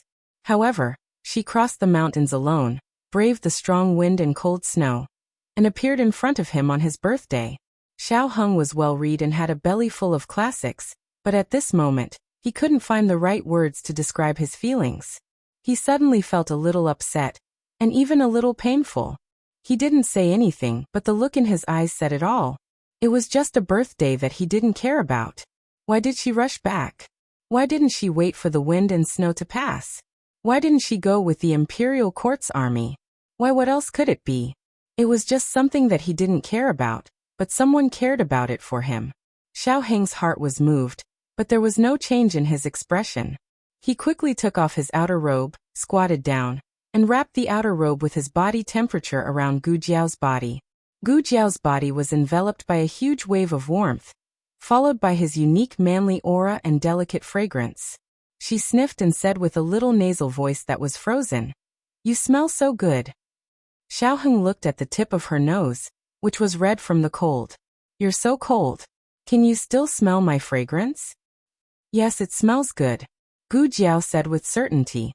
Xiao Heng was originally looking at her disheveled appearance and thinking about the risks and hardships she had faced along the way. His mood was a little complicated and heavy, but after her interruption, he didn't know whether to laugh or cry. Xiao Heng brought in the red tasseled spear that she had placed beside her leg. He also untied her small basket. With one hand around her back and the other around her knees, he gently lifted her up. "I can go," Gu Jiao said. She didn't forget that he was still lame. When they were at home, she didn't even let him carry her in little Jing Kong. "I can leave too," Xiao Heng said. Gu Jiao blinked and looked at him. Xiao Heng stood up with her in his arms. She could feel the strength in his arms. Compared to when she left the capital, he was stronger and had the strength of a grown man. Gu Jiao looked at his legs again, and was surprised to find that he could walk very well. Gu Jiao made a sound of surprise. "Your legs aren't lame anymore?" "No." A certain person turned back into a little lame in a second. In reality, he had recovered a long time ago. After resolving the misunderstanding with Princess Xianyang, he was able to walk freely the next day. He had originally planned on giving her a pleasant surprise on her birthday, but a certain girl had turned around and ran away. Very good. She had to pay the price. When Gu Jiao left the capital, it was autumn and she didn't wear much. Now that it was late winter, her cotton clothes didn't weigh much. Xiao Heng hugged her even tighter. The little guy at home was already 3 months old and didn't need to drink milk at night. The wet nurse didn't need to live here anymore. Yao Shi brought the little guy back to their original room and left the east room for Gu Jiao. Yuya came every day to clean it and change the bedding. Xiao Heng carried her into the room and placed her on a cushioned chair. "Sit for a while. I'll go burn a charcoal brazier for you." After saying this, he turned around and went to the kitchen. He lit some straw and firewood in the hearth. After they were burning, he put in the silver charcoal. The silver charcoal had been sent from the palace. It was all high-quality smokeless charcoal. It was very easy to light and was very resistant to burning. While waiting for the silver charcoal to burn, he poured some water into the pot and cooked a bowl of noodles with vegetables and egg. He also cut a few pieces of sausage and bacon. When the silver charcoal was done, the noodles were also ready. He carried the noodles to the east room. Gu Jiao lay on the table drowsily. She wasn't just tired. She was completely exhausted. Xiao Heng gently touched her forehead. It wasn't hot. He was slightly relieved and said, "Eat something first before you sleep." "And?" Gu Jiao vaguely replied. She hadn't eaten anything for a day and night, and was indeed hungry. She gave a small yawn and picked up some vegetables with her chopsticks to put into her mouth. Then with a shudder she woke up. After Xiao Heng brought the brazier in, he remembered that there was still a horse outside. He went to lead the horse in and tied it to the old chancellor's stable. His movements were very light and didn't wake anyone up. When he returned to the east room, he saw that Gu Jiao was no longer sleepy. There was nothing that could be done. Her husband's dark cuisine was too refreshing. The effect was comparable to essential balm. Gu Jiao looked at her husband's handsome face. Adhering to the principle of being a feast for the eyes, she finished a bowl of noodles that tasted indescribable. There wasn't even a drop of soup left. Xiao Heng poured her a cup of warm water to dispel the grease. Was the journey hard?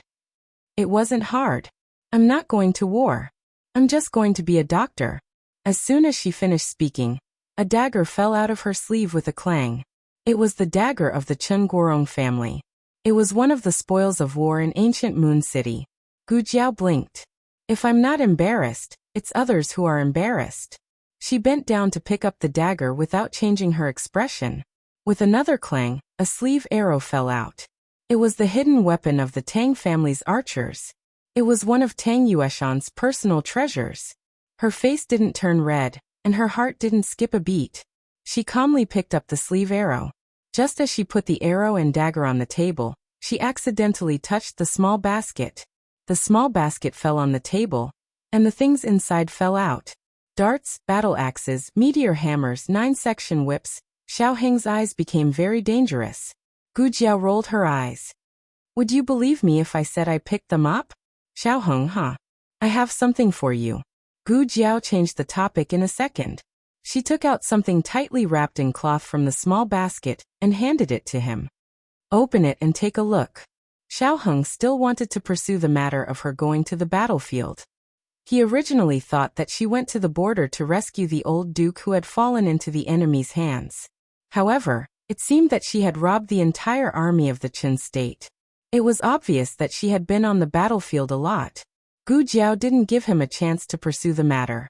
She decisively opened the bundle and handed him a book that exuded a historical aura. Xiao Heng's eyes were immediately attracted. The book was written in the language of the previous dynasty. The language of the current dynasty evolved from the language of the previous dynasty. The font and interpretation were slightly different. Gu Jiao opened the book. Xiao Heng took a closer look. It was filled with the names of the Huangfu family. His eyes paused. A jade disc from the previous dynasty? Yes. Gu Jiao nodded. She had burned down the prince consort study. The prince consort thought that she had burned the jade disc as well, but she hadn't. She had stolen it. The Great Li dynasty had ruled for 300 years. After that, it had been secretly inherited for another 200 years. This Huangfu family genealogy recorded every member of the imperial family of the previous dynasty. It had great research and archaeological value. This kind of ancient book was as attractive to Hanlin officials as a divine weapon was to peerless experts. Xiao Heng's eyes moved slightly. How did you get it? Gu Qingfeng stole it. Gu Jiao immediately threw the blame to him. Gu Qingfeng, who was sleeping with his sword in the snow mountain, sneezed fiercely. Do you like it? Gu Jiao looked at him. Xiao Heng nodded. Yes, I like it. This book might have been exchanged with her life. How could he not like it? The book was very light, but it felt like it weighed 1,000 pounds in his hands.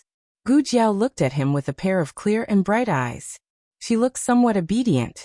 If the soldiers of the Qin kingdom who had been killed by her were here, their jaws would drop. Was this still the cruel and cold-blooded god of death? This was a little white rabbit. And this? Gu Jiao took out a small metal box the size of a palm from her purse. I heard that the pine smoke ink of the Qin kingdom's imperial family is the best ink in the world. Try using it to draw. Green ink is not bad.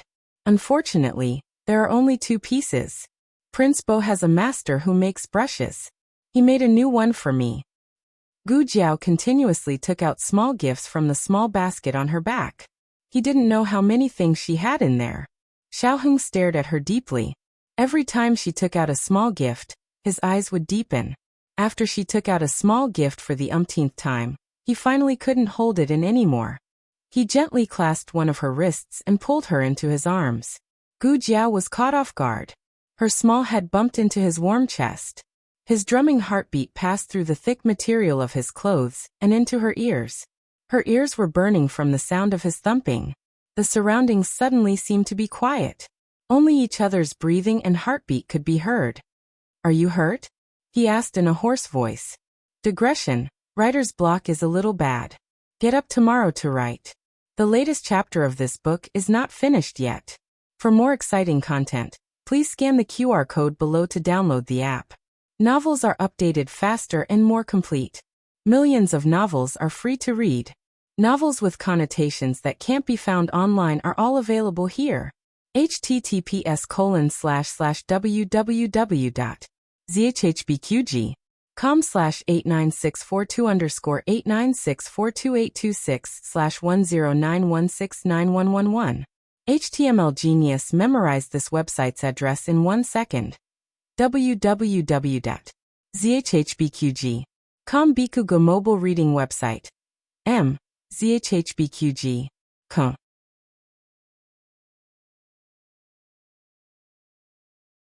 Chapter 525. The latest chapter of this book is not finished yet. For more exciting content, please scan the QR code below to download the app. Novels are updated faster and more frequently. Millions of novels are free to read. Novels with content that can't be found online are all available here. If she wasn't injured, would he let me see the pentacle? Gu Jiao's eyes widened. She shook her head in his arms. No, absolutely not. Being sick doesn't count as being injured. She didn't lose a single hair. Xiao Heng felt the furry little head in his arms turn around, tickling his heart. He took a deep breath and held Gu Jiao's little shoulder to help her sit up straight. Then he looked into her eyes without blinking. You really aren't injured? Gu Jiao met his gaze calmly. I'm really not injured. She would never admit that she had almost died several times. She had even been frozen into a small ice sculpture on the ice field, and had fallen seriously ill. Didn't Xiao Heng know her well? Even if she poked a hole in the sky, she would never feel guilty. But she had changed the topic too quickly. It was impossible that nothing had happened on the frontier. Xiao Heng asked directly, Where are you injured? Xiao Heng asked directly. Gu Jiao wouldn't be tricked by him. I'm not injured anywhere. If you have the ability, you can guess that I was almost frozen into a small ice sculpture. Or that I almost died from a small epidemic. How could you guess? If she hadn't experienced it herself, Gu Jiao wouldn't have guessed it herself. Gu Jiao saw that he still didn't believe her. She simply spread her arms and leaned against the back of the chair. She used her trump card. Why don't you check it? Xiao Heng. Xiao Heng looked at her deeply. Suddenly, he stood up from his chair and leaned over her. He had one hand on the armrest of the chair, and his tall body pressed down on her. His other hand held onto her soft waist, and with a trace of a man's danger he said, Are you sure you want me to check, Jiao Jiao? That sound of Jiao Jiao made Gu Jiao's ears go limp. She stared blankly at his handsome face that was inches away from hers, feeling his scorching breath. The warmth of his palms was transmitted to her waist through the fabric of her clothes, and her originally cold waist seemed to be on fire in an instant. He didn't have much strength, but it was this kind of domineering and restrained feeling that made it hard for people to resist. Gu Jiao blinked her eyes. She suddenly reached out her hand and hugged his waist that was filled with masculine strength. He took a deep breath. Jiao Jia Jia Jiao Jiao. Gu Jiao whispered, Jiao Jiao wants it. What? He Jiao Jiao's voice. Gu Jiao hugged his waist tightly, and used the strength of her arm to gently lift her body. Their breaths were almost touching. Xiao Heng's large hand that was holding her slender waist suddenly tightened. He hugged her soft body. His arm supported her back and his palm held the back of her head, not letting her feel any force. Jiao Jiao, what do you want? Why aren't you saying anything? Are you shy? Xiao Heng didn't wait for Gu Jiao's reply. He gently raised his head and saw that Gu Jiao had fallen asleep leaning on his arm and palm. Xiao Heng. Gu Jiao was indeed exhausted. There was no need to mention how difficult it was to climb the snowy mountains. After leaving the mountains, she had to travel day and night without stopping. Every time she stopped at a relay station, she would change the strongest horse. However, the horse could be changed, but the rider could not be changed. She hadn't slept well for many days. Xiao Heng slowly carried her and carefully placed her on the bed. In fact, she was so exhausted that she wouldn't wake up no matter what. Xiao Heng's movements were still gentle. Xiao Heng took off her shoes and coat, took off her hair tie, and pulled the quilt over her. He tucked in every corner of the quilt and wrapped her small body tightly. Then he looked at her emotionally, bent down, and gently kissed her forehead. At dawn, little Jing Kong woke up as usual. Bad brother-in-law wasn't around. This wasn't strange as his bad brother-in-law woke up earlier than him. Today was New Year's Eve. It was a pity that Jiao Jiao didn't come back. He was so listless that he didn't even bother to wear his new clothes. He slowly put on a set of old clothes and walked out with his head drooping. He habitually walked around Gu Jiao's room first before going to wash up. He was like a soulless puppet as he slowly walked into the room. He walked around the bed, turned around, and went out. He picked up a small toothbrush made of a ponytail in the backyard. As he brushed, his slow mind suddenly had an image. There was someone on the bed. Jiao Jiao. Yeah. Little Jing Kong didn't even want his small cup and toothbrush. He turned around and ran towards Gu Jiao's east room. At this time, Yao Shi, Gu Yan, and Gu Xiaoshan also came over from the east room's door. It wasn't strange for Yao Shi and Gu Xiaoshan to wake up early, but Gu Yan, who always liked to sleep in, also woke up. Probably because of the twins' reaction. Gu Yan actually woke up in the middle of the night. Then he went to Gu Jiao's side and lay down. Smelling his sister's scent and holding his sister's hand, he finally felt that the half of him that was cut off and taken away had returned to him. Little Jing Kong had just opened his mouth when Gu Yan covered his mouth. Little Jing Kong anxiously looked at Jiao Jiao, who was sleeping soundly on the bed. He grunted a few times and gave up struggling. Although he really wanted to Jiao Jiao, he couldn't make a fuss about Jiao Jiao. Let's go out first? Yao Shi whispered. Everyone nodded and reluctantly went to the central room to sit down.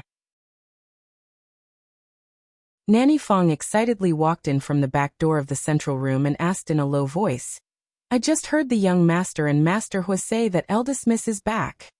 The old chancellor had been very worried about Gu Jiao, so after dawn, Xiao Heng first told Yao Shi the news of Gu Jiao's return, and then went to report to the old chancellor that she was safe. Yao Shi also couldn't hide the excitement in her heart. She nodded with a smile and said in a low voice, She's back. Nanny Fong put her hands together and said, Ba, thank the heavens. Before Gu Jiao left, she left a letter for the family. In the letter, she said that she was going to be a doctor. Except for Xiao Heng and Gu Yan, everyone else believed her. However, even if she was going to be a doctor, it was still very dangerous. In the land of war, even the old marquis was captured. Gu Jiao was only a girl, so protecting herself was the most worrying problem for everyone. Now that they saw that she was back safely, everyone's hanging hearts finally returned to their stomachs. Gu Jiao slept all the way until the afternoon.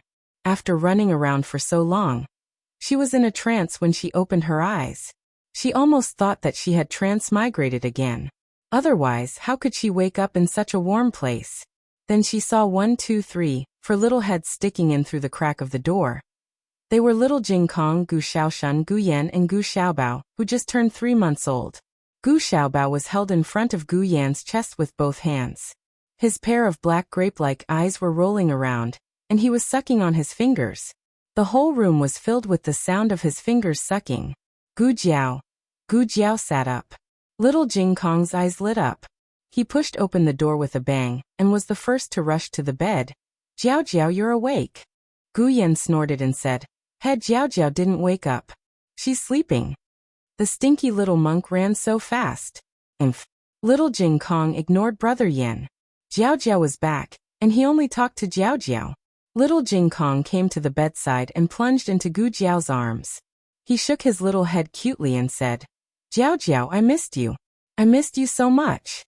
He just wanted to act cute, but as he did, he felt a lump in his throat. He felt wronged. He hadn't seen Jiao Jiao for so many days, and he felt that he had wasted his childhood. He wanted to start all over again in these 3 months. Your hair has grown long, Gu Jiao said. When he left, he still had a buzz cut. Now he had a small mushroom hairstyle. After the new year, he should be able to get a small ponytail. Yes. Little Jing Kong replied pitifully. He didn't want to talk about his hair now. Jiao Jiao, remember to bring me along the next time you go out. I want to go with you. Gu Yan walked in with Gu Xiaobao. He glanced at the little guy and said, What do you think that is? Can a child go there? Little Jing Kong stood up from Gu Jiao's arms and looked at Gu Yan with his hands on his hips. I will grow up. Gu Yan loved to bicker with the little guy. You can't go there even if you grow up. It's a war zone, and it's very dangerous. A weak scholar like you can only stay in the capital. These words successfully silenced little Jing Kong. Gu Yan thought that she had finally won the argument with the little fellow. Who would have thought that after a long while, little Jing Kong suddenly said in a hurt tone. So, did Jiao Jiao go to a very dangerous place? He was a child, and his family wanted to protect him. Naturally, They wouldn't tell him that Gu Jiao went to a war zone. They only said that it was a frontier fortress. Gu Jiao also said so in the letter. Little Jing Kong thought that it was a very, very far-away visit. Guyan didn't expect that his bickering with the little fellow would make a slip of the tongue. He cleared his throat and said, Okay, Jiao Jiao has returned safely. You don't have to worry anymore. He said it as if he wasn't worried. Jiao Jiao. Little Jing Kong looked at Gu Jiao solemnly. Yes. Gu Jiao was a little confused by this sudden reaction. She wondered if the little guy was frightened. War was a very scary thing for such a young child. She was about to touch his little head to comfort him and tell him that she was really fine. Just like Guyan said, he didn't have to worry about her. Little Jing Kong suddenly looked at her and said very seriously, Jiao Jiao, don't go to dangerous places in the future. If you must go, I'll go for you. If you must go to war, I'll fight for you. Digression. Little Jing Kong's feelings for Jiao Jiao were much deeper than Jiao Jiao thought. The latest chapter of this book is not finished yet. For more exciting content, please scan the QR code below to download the app. The novel is more complete and updated faster. Millions of novels are free to read. There are all kinds of novels that can't be found on the internet here. https://www.zhbqg.com/89642_896428226/1091611853. HTML Genius remembered the website address in 1 second. www.zhbqg.com Bikugo mobile reading website. zhbqg.com.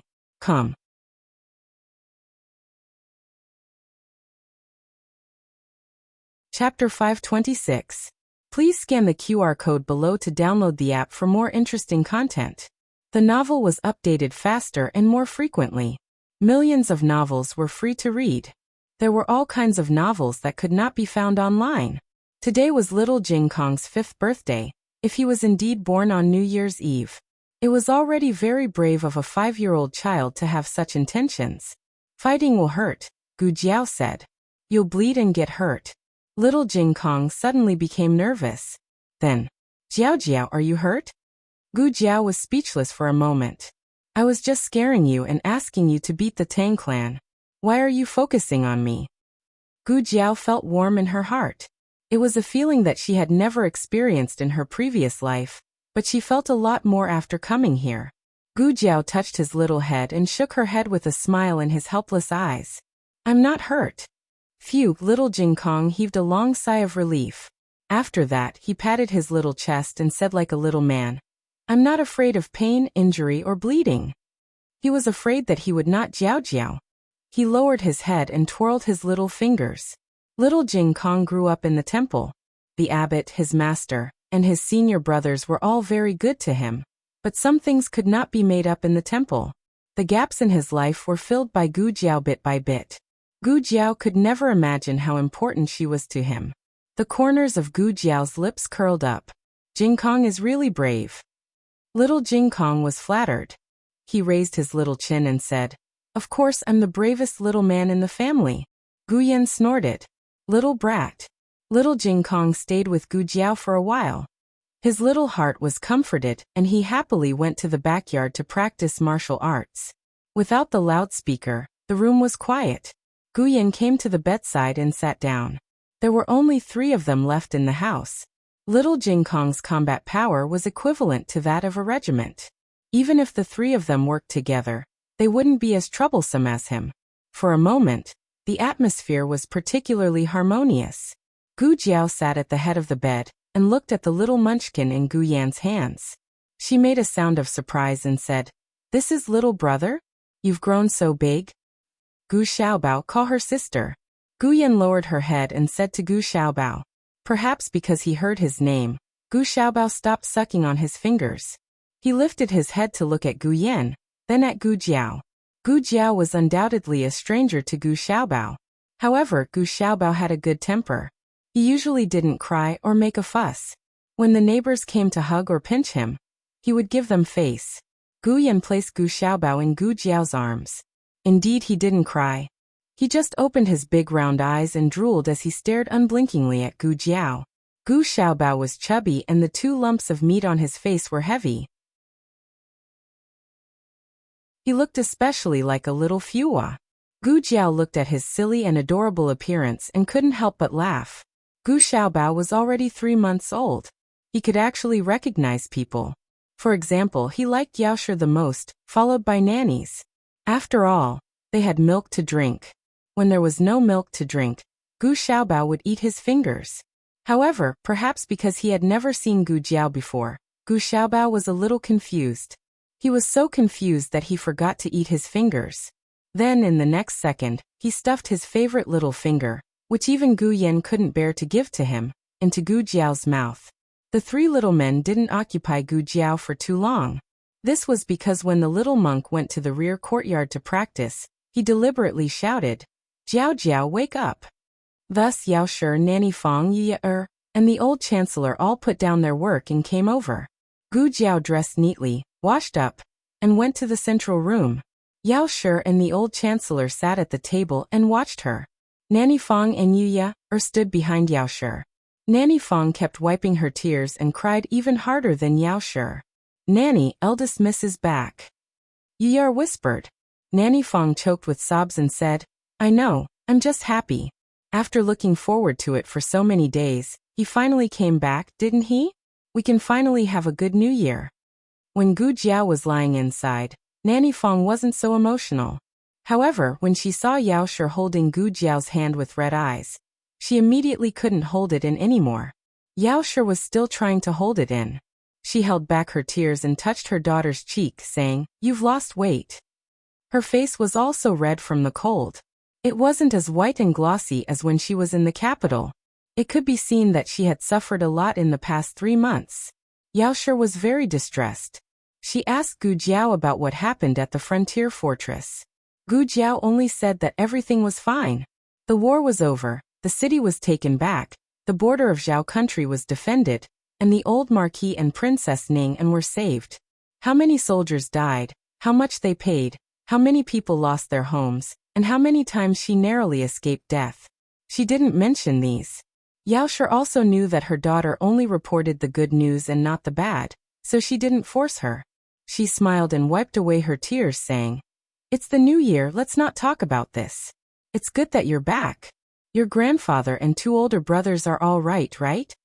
Everyone in the capital knew that Gu Chongqing had been ordered to go up north. Although Gu Qingfeng had slipped out, he had caused Marquis Gu to suffer a beating. When Marquis Gu looked back, he knew that this fellow had gone up north to find the old Marquis. Gu Jiao nodded. "They're all well." All 3 of them were injured, but they were recovering well. Gu Qingfeng was the most resistant to beatings, and was the first to recover. Gu Chongqing's injury was also not a big problem. Now only the old Marquis still needed to recuperate. After returning to the capital, he would do rehabilitation with Tang Yushan. Yao Shi looked at Gu Xiaobao, who was being shaken back and forth by Gu Yan. She gently said to Gu Jiao, "When your grandfather comes back, let's go to the residence to see him." He was a sworn brother, so he had to visit him. Yao Shi and her daughter had endless things to talk about. Until Gu Xiaobao was hungry, she then carried Gu Xiaobao to feed him. The old chancellor also asked about the situation at the frontier. He was not as easy to fool as those at home. He was once exiled to the frontier for 5 years because of Zhuang Jin's, so he knew how hard it was at the frontier. "Sigh, it's been hard on you." The old chancellor sighed. "You don't know how much Aheng misses you.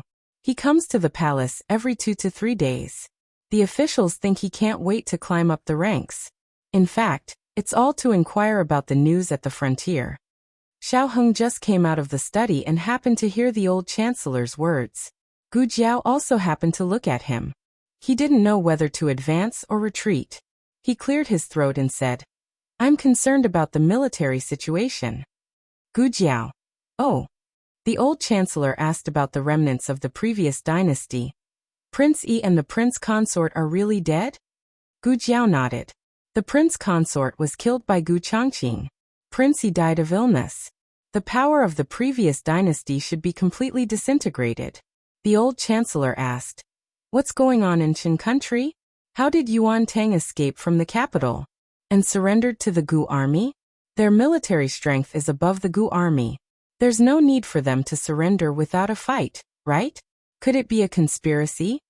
The old chancellor couldn't be blamed for being so cautious. Everything that happened in Qin country was too unbelievable. Besides, Xiao Heng didn't tell the old chancellor that he was the one who let Yuan Tang out of the capital. As for the friendship between Yuan Tang and Gu Jiao, the old chancellor didn't know anything about it. Surrender was what Zhao country called it. In fact, it was a truce between the two armies. Qin country had more military strength than the Gu army by 40,000, but the morale of Qin country was not as good as that of the Gu army. Moreover, Qin country had serious internal strife. The war caused the national treasury to be in deficit. They couldn't afford it. The old chancellor thought, what's going on with the Rong family? Their sister is the imperial concubine, but they went to help Prince Bo?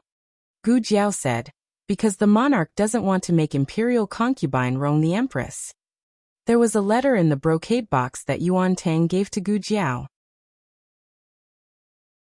It explained the reason for the Rong family's betrayal.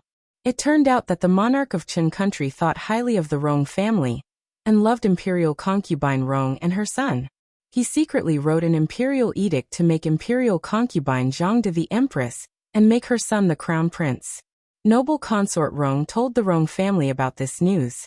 Noble consort Rong's original intention was that her father and brother could make a decision for her, whether by coercion or enticement, to make the king of Qin retract his decree and make her empress instead. Who would have thought that at this time, Prince Bo came to the door? He came to propose marriage for his only son, Rong Yao's daughter. As long as he became the king, Rong Yao's daughter would be the rightful crown princess. In addition, he also promised a lot of power and land to the Rong family. He was much more generous than the monarch of Qin country. However, the Rong family had enough of the days of being at the mercy of others. Instead of supporting others to be the emperor, they would rather be the emperor themselves. Imperial concubine Rong had a younger son who was less than 5 years old. It didn't matter if Yuan Tang died. They would support the 5-year-old 9th prince to ascend the throne. After that, they would let the 9th prince abdicate in the Rong family. That way, the Rong family would be able to rule the world. Prince Bo came to the Rong family to ask a tiger for its skin. In the end, he died under Rong Yao's sword. After this incident, the monarch aged 10 years overnight and never mentioned making imperial concubine Zhang the empress again. Yuan Tang also didn't force the monarch to make him the crown prince. Yuan Tang just told the monarch that he was determined to be the crown prince, whether the monarch gave it to him or he took it himself. The monarch was poisoned by Prince Bo and was almost dead. How could he fight against Yuan Tang, who was at the peak of his power? If nothing unexpected happened, the next time Yuan Tang went to Zhao country, he would be the crown prince of Qin country. After hearing Gu Jiao's explanation, old chancellor let out a long sigh. The royal family doesn't have any kinship. It's the same no matter which royal family it is. However, this Yuan Tang really makes people have a whole new level of respect for him. Fortunately, he wasn't an enemy. Speaking of Yuan Tang, Gu Jiao remembered the thing Yuan Tang asked her to bring to Lu Yisheng. I'll go out later. Gu Jiao said. Jiao Jiao, where are you going? Little Jing Kong ran in sweating. Gu Jiao looked at him in a panic and didn't know whether to laugh or cry. Aren't you practicing martial arts? Have you been eavesdropping on our conversation? I didn't eavesdrop. You were so loud. Little Jing Kong rubbed his small hands guiltily. Well, he did eavesdrop a little. But he didn't do it on purpose, and he didn't understand. He was just worried that Jiao Jiao would suddenly leave without saying goodbye. Since Gu Jiao had returned, she naturally had to enter the palace to report to her grandaunt that she was safe. She had thought about it. After reporting to her grandaunt, she would go to Lu Yisheng's place to give Yuan Tang's gift to him. Jiao Jiao, can I go with you? Little Jing Kong asked cutely. Okay. Gu Jiao rubbed his mushroom head. His hair was soft and comfortable to rub. Little Jing Kong stretched his small head. Jiao Jiao, if you like, you can always rub it. It doesn't matter if you rub it until it's bald. Xiao Heng walked over with his cane and said calmly, I happen to have a memorial from the Ministry of Rights to present to His Majesty. Let's go to the palace together. The old chancellor's mouth twitched. Presenting a memorial to His Majesty on New Year's Day? Could it be any more ridiculous? Unfortunately, only the old chancellor knew about the imperial court. The rest of the family didn't. Bad brother-in-law, why do you have to go too? Little Jing Kong suddenly felt a little resentful. When the three of them arrived at the carriage, they were surprised to find that there were already 3 people sitting inside. Gu Yan, Gu Xiaoshun, and Gu Xiaobao, who was 3 months old. Gu Jiao. More strange tales, more, but in the end Yaosher stopped all the small tales. The reason was that the carriage wasn't big enough to fit so many people. But it was unfair to let any of the small tales come down, so she decided not to let any of them go. And Xiaoheng perfectly avoided the fate of being kept at home by Yaosher because of the official excuse of the memorial. The 4 small faces expressionlessly watched the 2 of them get into the carriage. But what no one expected was that before Gu Jiao and Xiaoheng set off, Grandaunt's carriage arrived. Grandaunt hadn't received the news that Gu Jiao was back. She came to celebrate Xiaoheng and little Jing Kong's birthday. Without Gu Jiao, the 2 little brats must be very sad. So she used illness as an excuse to cancel the palace banquet. It's Grandaunt. Grandaunt is here. As soon as little Jing Kong's voice was heard, Xiaoheng and Gu Jiao got off the carriage. Eunuch Qin also got off the carriage. He lifted the curtain for Empress Dowager Zhuang. Empress Dowager Zhuang bowed and walked out. Halfway, Eunuch Qin's hand shook and the curtain fell with a bang, slapping Empress Dowager Zhuang's face. Empress Dowager Zhuang. Qin. Slapping my face on New Year's Day. You and your group of little bastards don't want to live anymore. Empress Dowager Zhuang wanted to see blood today. Miss Gu. Eunuch Qin was stunned. Empress Dowager Zhuang lifted the curtain with a whoosh. She was so angry that she wanted to sacrifice Eunuch Qin and his group of little bastards to the heavens. However, the moment she saw Gu Jiao, her anger was extinguished. Qin Huai. Her gaze fell on Gu Jiao's face and she called Eunuch Qin's name. Ah, Empress Dowager. Eunuch Qin came back to his senses. Empress Dowager Zhuang gave him a slap on the forehead. Eunuch Qin.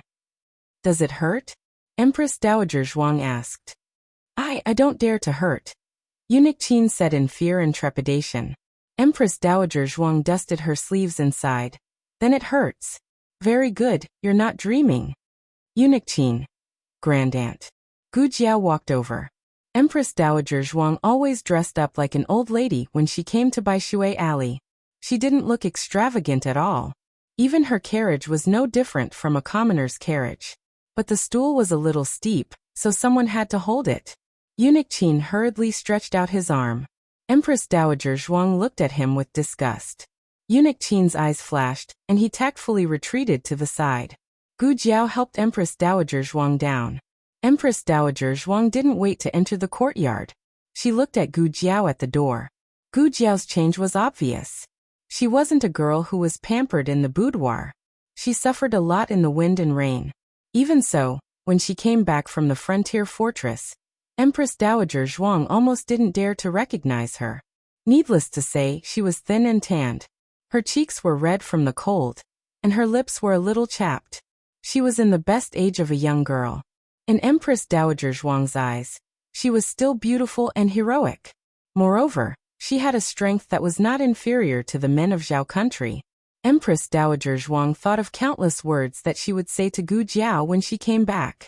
But when she saw her, Empress Dowager Zhuang found that she couldn't say a single word. Thousands of emotions were stuck in her heart. She took a deep breath, held back the tears in her eyes, and patted Gu Jiao's hand. It's good that you're back. It's good that you're back. Gu Jiao took her grandaunt's hand. Empress Dowager Zhuang didn't say anything. She just held Gu Jiao's hand tightly. Just as Empress Dowager Zhuang was immersed in the strong emotions of regaining Gu Jiao, another carriage suddenly came into the alley. The curtain of the carriage was lifted, and a figure with an impressive dragon aura bowed and walked out. He saw Empress Dowager Zhuang at the door and was startled. Mother? Mother, aren't you recuperating in Renshou Palace? Why did you secretly come to Baishui Alley? Empress Dowager Zhuang choked and squinted at him. Didn't you say that you were in seclusion to pray for the soldiers? Then why did you come to Baishui Alley? The emperor was just about to say that he secretly came out to get some fresh air when he saw the small figure hidden behind Empress Dowager Zhuang. He opened his eyes wide and walked over. Little magic doctor? You're back? Yes, I'm back. Are you okay? I'm fine, Gu Jiao said. The emperor looked at her and also felt that she was fine. She was full of vitality. He said happily, "It's good that you're fine. You finally came back safely. Mother won't ignore me anymore." Empress Dowager Zhuang's mouth twitched and her face darkened. She didn't realize that blaming you for taking Jiao to the frontier was just an excuse. I just simply didn't want to talk to you. The emperor didn't receive any disdain from his mother at all. He was very happy. First, his mother finally wanted to talk to him. Second, the little magic doctor came back safely. The little magic doctor also contributed to the victory of the frontier fortress. He wanted to reward her. The latest chapter of this book is not finished. For more exciting content, please scan the QR code below to download the app. The novel is updated faster. Millions of novels are free to read. There are novels with connotations that can't be found on the internet here. https://www.zhbqg.com/89642_8964286/10914563. HTML Genius remembered the website address in 1 second. www.zhbqg.com Bikugo mobile reading website. zhbqg.com.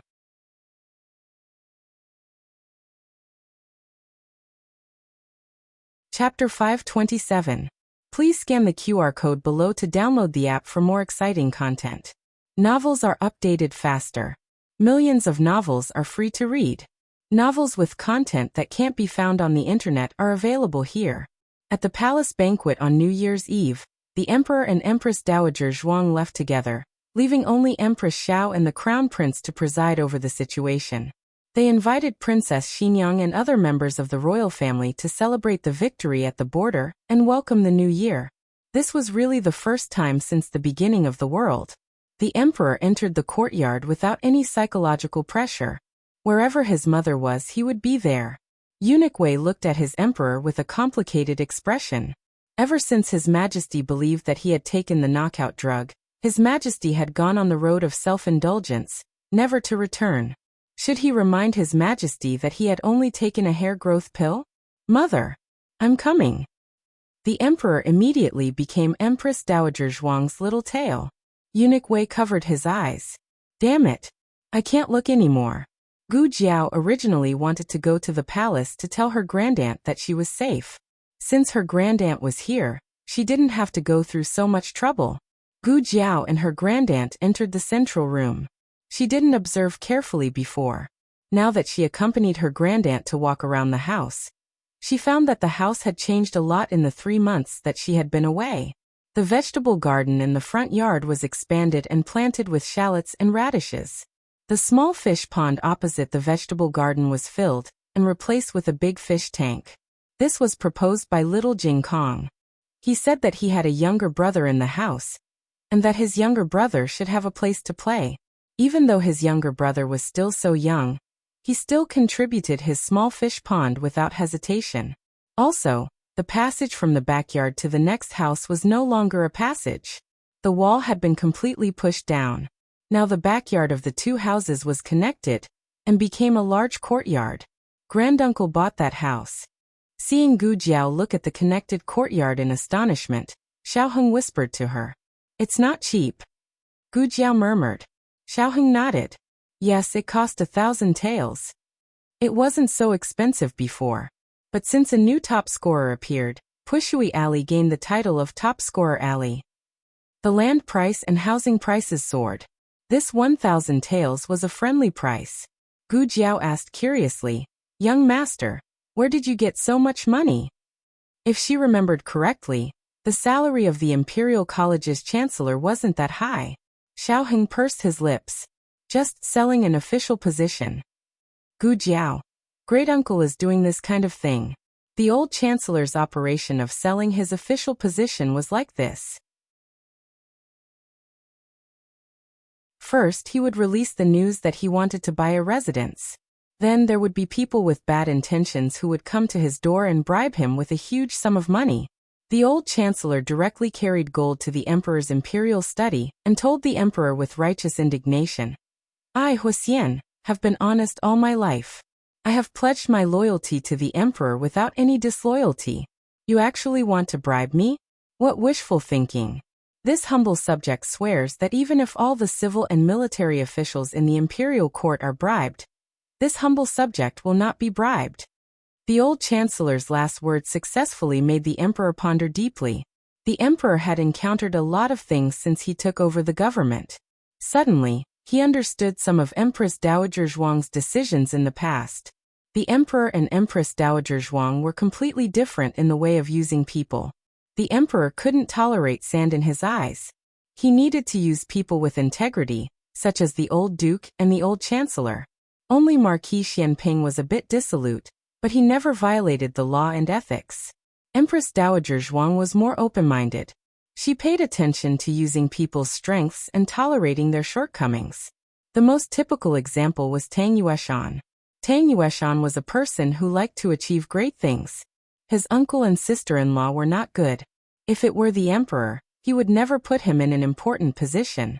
However, after the battle at the frontier fortress, the emperor suddenly felt that Tang Yueshan was more good than bad.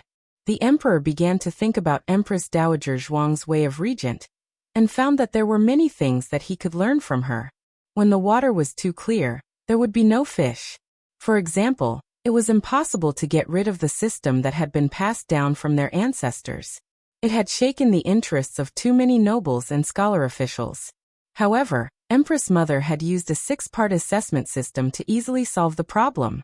Although there would still be officials, it would reduce the mediocre qualifications of the officials and the length of time they would be in office. This was a perfect balance. The emperor felt that the matter of buying officials would exist no matter what. The old chancellor refused, but it was hard to guarantee that the other party wouldn't find another one. Instead of finding an unknown official, it was better to have the old chancellor agree. This way, at least he would know which officials were bought. Everything would be under his control. When the court was completely stable, he would catch this group of people in one fell swoop. Therefore, with the emperor's permission, the old chancellor openly accepted bribes and bought the big house next to the top scholar's house. Empress Dowager Zhuang and the emperor sat down in the central room. Both of them had many things to say to Gu Jiao. The old chancellor quietly went to the kitchen to make brown sugar glutinous rice cake. Xiao Heng planned to help his teacher, but he was mercilessly rejected by the old chancellor. Did he not know how good his cooking skills were? Heng, come and help put up the couplets, Yao Shi said with a smile. Okay. Xiao Heng walked out, carrying a bucket of paste. He brought a few young men from the family to put up the couplets at the door. Empress Dowager Zhuang did not bring up the matter of the battlefield. Those matters could be brought up after the new year. She talked about the matters in the village. The eunuchs and guards she sent to Qingquan village saw Xuenningxiang. The matter of Zhou Erzhuang and Headley asking to marry Xuenningxiang at the same time caused a huge commotion in the surrounding villages. Xuenningxiang was a young widow. Many people in the countryside looked down on her. But there were some with bad intentions who wanted to taint her. Originally, when Gu Jiao's family and Mother Zhou were all present, those vile people could still restrain themselves. Later on, Gu Jiao's family left. Mother Zhou passed away. Gu Yan's 2 hidden guards also returned to the capital. Xuenningxiang's situation became difficult. There was once when she was sleeping in the middle of the night. A ruffian from the neighboring village actually climbed over the wall and entered her room. He pressed her down on the bed and bullied her. It was only when Gowa woke up and cried too loudly that the villagers came that the ruffian did not succeed. There was no way to hide news in the countryside. What happened in the night spread throughout the village the next day. That ruffian was called Li Dezhu. His wife went to Xuenningxiang's house the next day and had a big argument. She cursed Xuenningxiang as a fox spirit, a lowly hussy, a little whore. She stripped naked in the sorghum field and seduced her man. She even told her man to go find her in the middle of the night. Xuaningxiang went from being a victim to a fox spirit who seduced people. It was hard to explain. There were many similar incidents. Xuaningxiang never mentioned it in the letter. If Empress Dowager Zhuang's people didn't go to the countryside, they wouldn't know that Xuaningxiang had suffered so many grievances. Luoli was protecting Xuaningxiang. But the more he protected her, the more gossip there was. In the end, he, as Li Zheng, became an outsider. After Dean Li learned of this matter, he wanted to bring Xuaningxiang to town. At this time, Zhou Erzwang came back. It was unknown how the matter became known to everyone. In short, the whole village knew that Xuaningxiang was fancied by their brother-in-law and the dean of Tianxiang Academy. To be exact, they believed that Xuaningxiang had seduced them. Xuaningxiang was scolded miserably. Her maternal family, who was 100 li away, also received the news. They came to catch Xuaningxiang and scolded her. Sometimes human nature was like this. After seeing Xuaningxiang struggle in the mire, they didn't want to see her climb out of it. In many people's eyes, a widow who cursed her husband to death should be spurned by others. What right did she have to live a life above others? Of course, there was a way to solve all of this. People dared to scold a stone that blocked the road, but almost no one scolded the mountains in front of and behind the village. Empress Dowager Zhuang directly turned Xuaningxiang into the tallest mountain in the village. My family's Empress Dowager wants to invite Lady Xue to the capital. As soon as the eunuch said this, the people in the surrounding villages directly knelt down. The highest official they knew was the county magistrate. What was the Empress Dowager? She was a bodhisattva, a Buddha, and the heavens. She was a powerful existence that could take the lives of their entire village with a single finger. No, she didn't even need to use a finger. Everyone's gaze toward Xuaningxiang changed from jealousy to fear. They couldn't afford to be jealous. Of course, Empress Dowager Zhuang didn't really want to force Xuaningxiang to the capital. She just said that to support her. The people sent by Empress Dowager Zhuang told Xuaningxiang that with the Empress Dowager's support, she didn't need to be afraid of anything. Even if she wanted to marry 8 to 10 husbands, no one would dare gossip about her. Xuaningxiang was frightened by these rebellious words. What 8 to 10 husbands? She didn't have such thoughts. However, after such a conversation, Xuaningxiang's courage grew by quite a bit. Zhou Erzwang and Headmaster Li were both very outstanding men. In another 10 or 20 years, perhaps Xuaningxiang would choose the high-spirited young man, Zhou Erzwang. However, she was only 2 years older than Gu Jiao. At this age, she was carrying a bumpy experience, so she was more inclined towards Headmaster Li, who was like a father to her. He was mature and steady, he was considerate and meticulous, he treated people with tolerance, and he also had money. Moreover, Zhou Erzwang was Xuaningxiang's younger brother-in-law. Xuaningxiang couldn't get over this hurdle in her heart. Finally, and most importantly, she was a mother. Sometimes, it wasn't the man who restrained a woman, but the child. Guohua liked Headmaster Li and confusedly recognized him as her father. What else could she do as her mother? Old Madame Li's love for Xuaningxiang and Guohua was a plus. To put it bluntly, Xuaningxiang was tired and wanted to find a man she could rely on to live the rest of her life peacefully. Empress Dowager Zhuang understood Xuaningxiang's choice. In this world, not everyone could be as strong as Gu Jiao. Gu Jiao was unique. She never sought a sense of security from anyone. Her heart was strong enough and full of strength. Of course, this came with a price. She wasn't born strong, but there were too many things that she needed to carry with her young shoulders. Jiao, she carried all of them. Xuaningxiang didn't need to become the second Jiao. She could live her life comfortably. In addition, Xuaningxiang wrote a letter to Gu Jiao. Empress Dowager Zhuang always kept it in her purse when she played cards. She gave the letter to Gu Jiao. This time, Xuaningxiang didn't report the good news or the bad news. After all, Empress Dowager Zhuang's people already knew everything. There was no point in hiding it. In the letter, she asked about the Empress Dowager's situation. Why did the Empress Dowager know her? Was it because Xiao Lulang, the new top scorer, was doing too well in the capital? Or was it because Gu Jiao and the Marquis' mansion that the Empress Dowager's people were alarmed? Xue Ningxiang thought that she didn't have that much face. Could it be that the old lady with leprosy is the Empress Dowager? I don't have that luck. Then, didn't I cook for the Empress Dowager? The Empress Dowager also helped me look after my baby? It can't be. My ancestral grave doesn't emit smoke. Gu Jiao thought for a while and replied. Do you want to go back to your ancestral grave? Jiao Jiao. Jiao Jiao. Little Jingkong ran over with a letter in his hand. He was originally pasting couplets.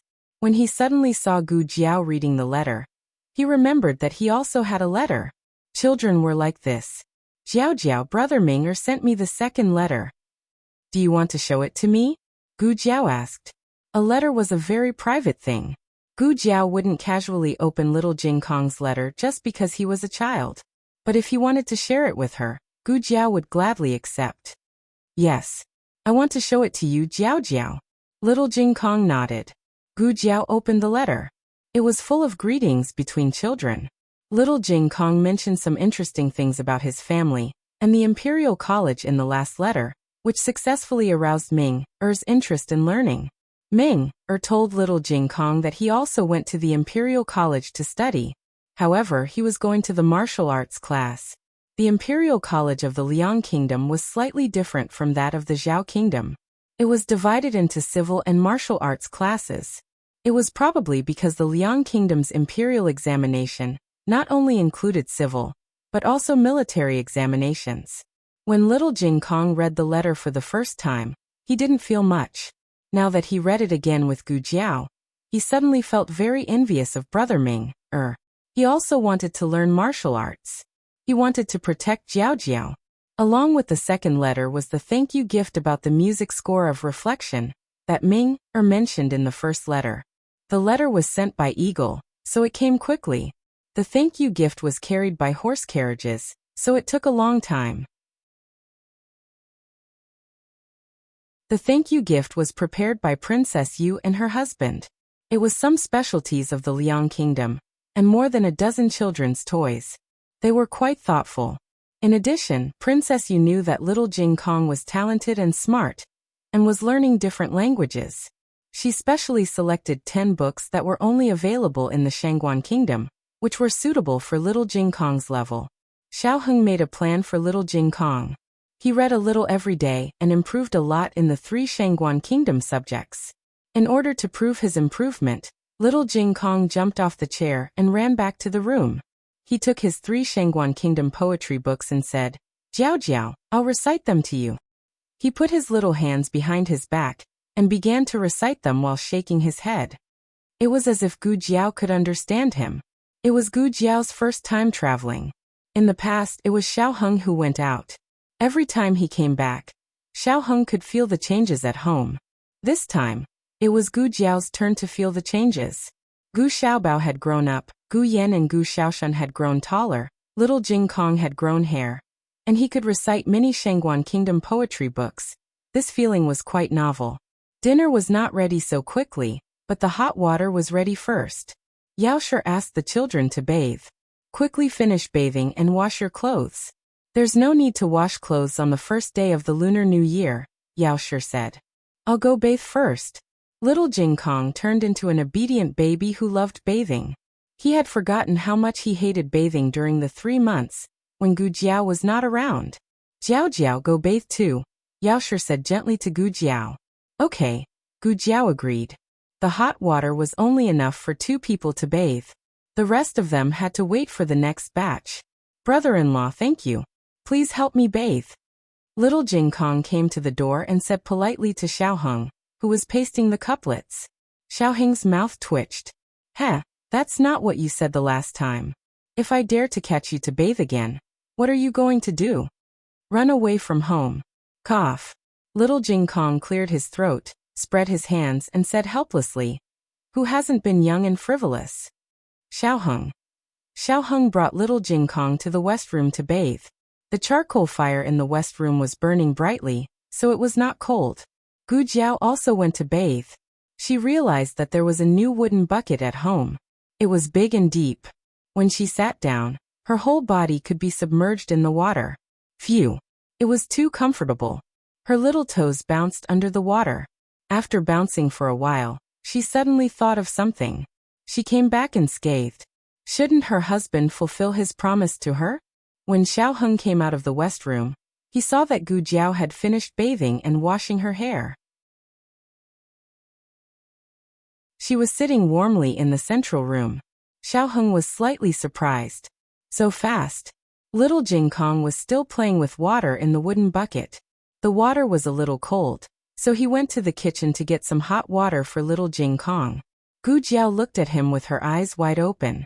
Empress Dowager Zhuang went to the kitchen to eat brown sugar glutinous rice cake, and the emperor followed her. Only Gu Jiao was left in the central room. The sky was a little dark, but Gu Jiao's eyes were so bright that it was impossible to ignore them. "Why are you looking at me like that?" Xiao Heng asked. "I'm not hurt," Gu Jiao said. "Yes, I know." Xiao Heng nodded. After saying that, he realized something. He was startled, his eyelashes trembled, and his cheeks began to heat up. Gu Jiao looked at him with her hands on her cheeks. It was an expectant look. Digression. Can I ask for a wave of monthly votes? The latest chapter of this book is not finished yet. For more exciting content, please scan the QR code below to download the app. The novel will be updated more quickly. Millions of novels can be read for free. There are all kinds of novels that can't be found on the internet here.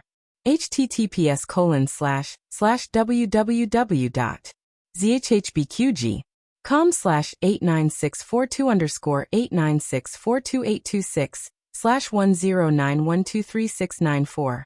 HTML Genius remembered the website address in 1 second. www.zhbqg.com Bikugo mobile reading website. zhbqg.com.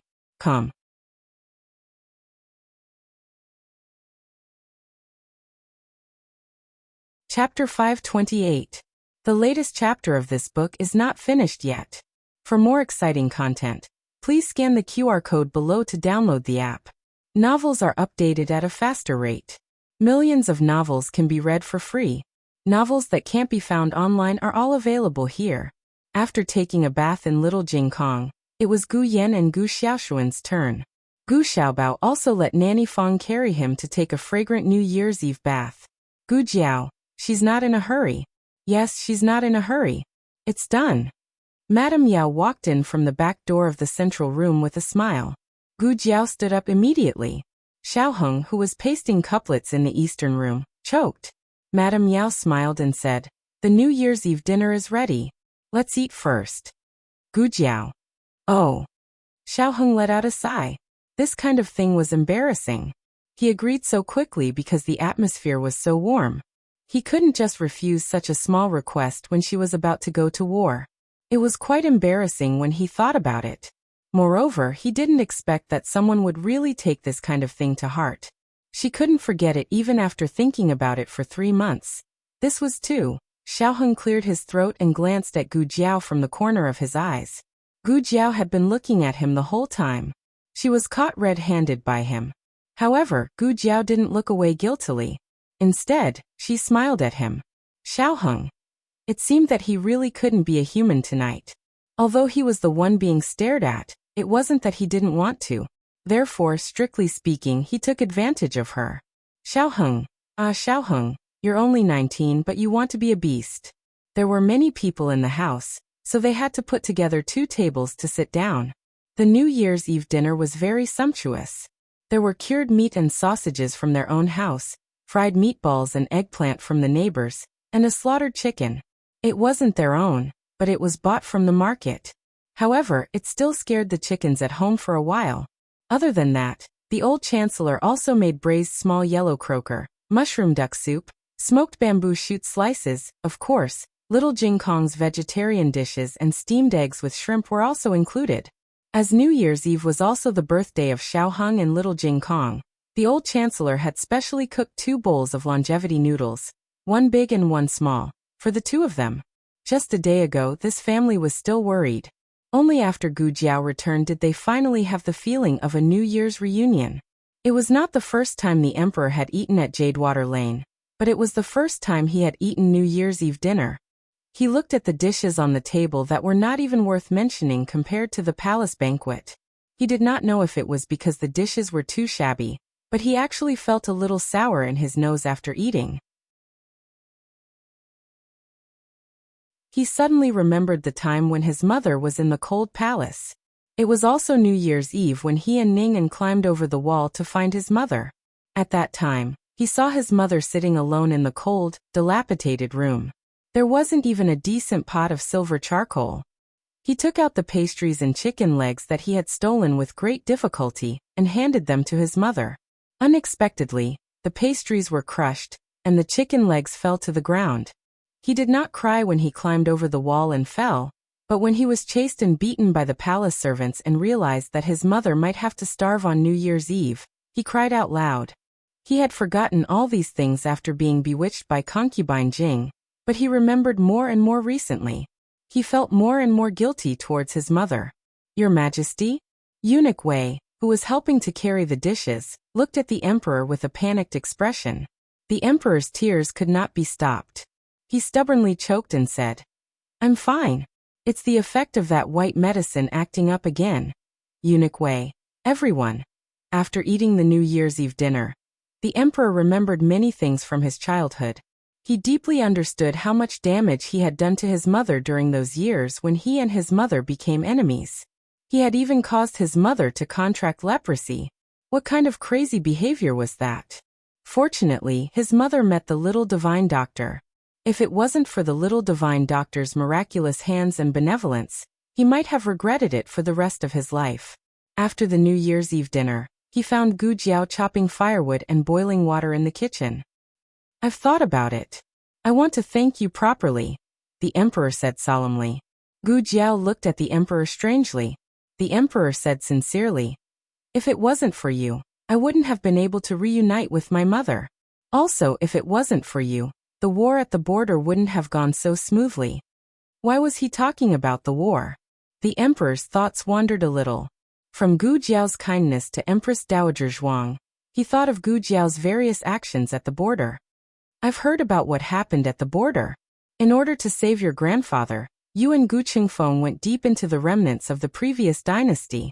In the end, you were chased by the previous dynasty's army and almost died to the emperor's son-in-law's arrow. After that, you unfortunately contracted the plague for the sake of the plague victims in Lingguan City. After that, you went to kill the emperor's son-in-law's men of sacrifice for your eldest brother, but you were frozen into an ice sculpture on the icy plains. You also contracted lung disease from the cold, coughed up blood, and fainted," the emperor said with heartache. As he spoke, he suddenly felt a chill at the back of his head. A terrifying aura was coming from behind him. The emperor was the son of heaven. His aura was very strong and ordinary people couldn't compare to it. It could be seen how cold the other party's aura was to make him tremble. Gu Jiao also felt it. She turned her head and saw that Xiao Heng had come to the backyard at some point. He was staring at her with a burning gaze. He didn't say anything, but his eyes clearly said everything. She had been chased crazily and almost died to the emperor's son-in-law's arrow. She had contracted the plague and was almost frozen into an ice sculpture. She had also contracted lung disease, coughed up blood, and fainted.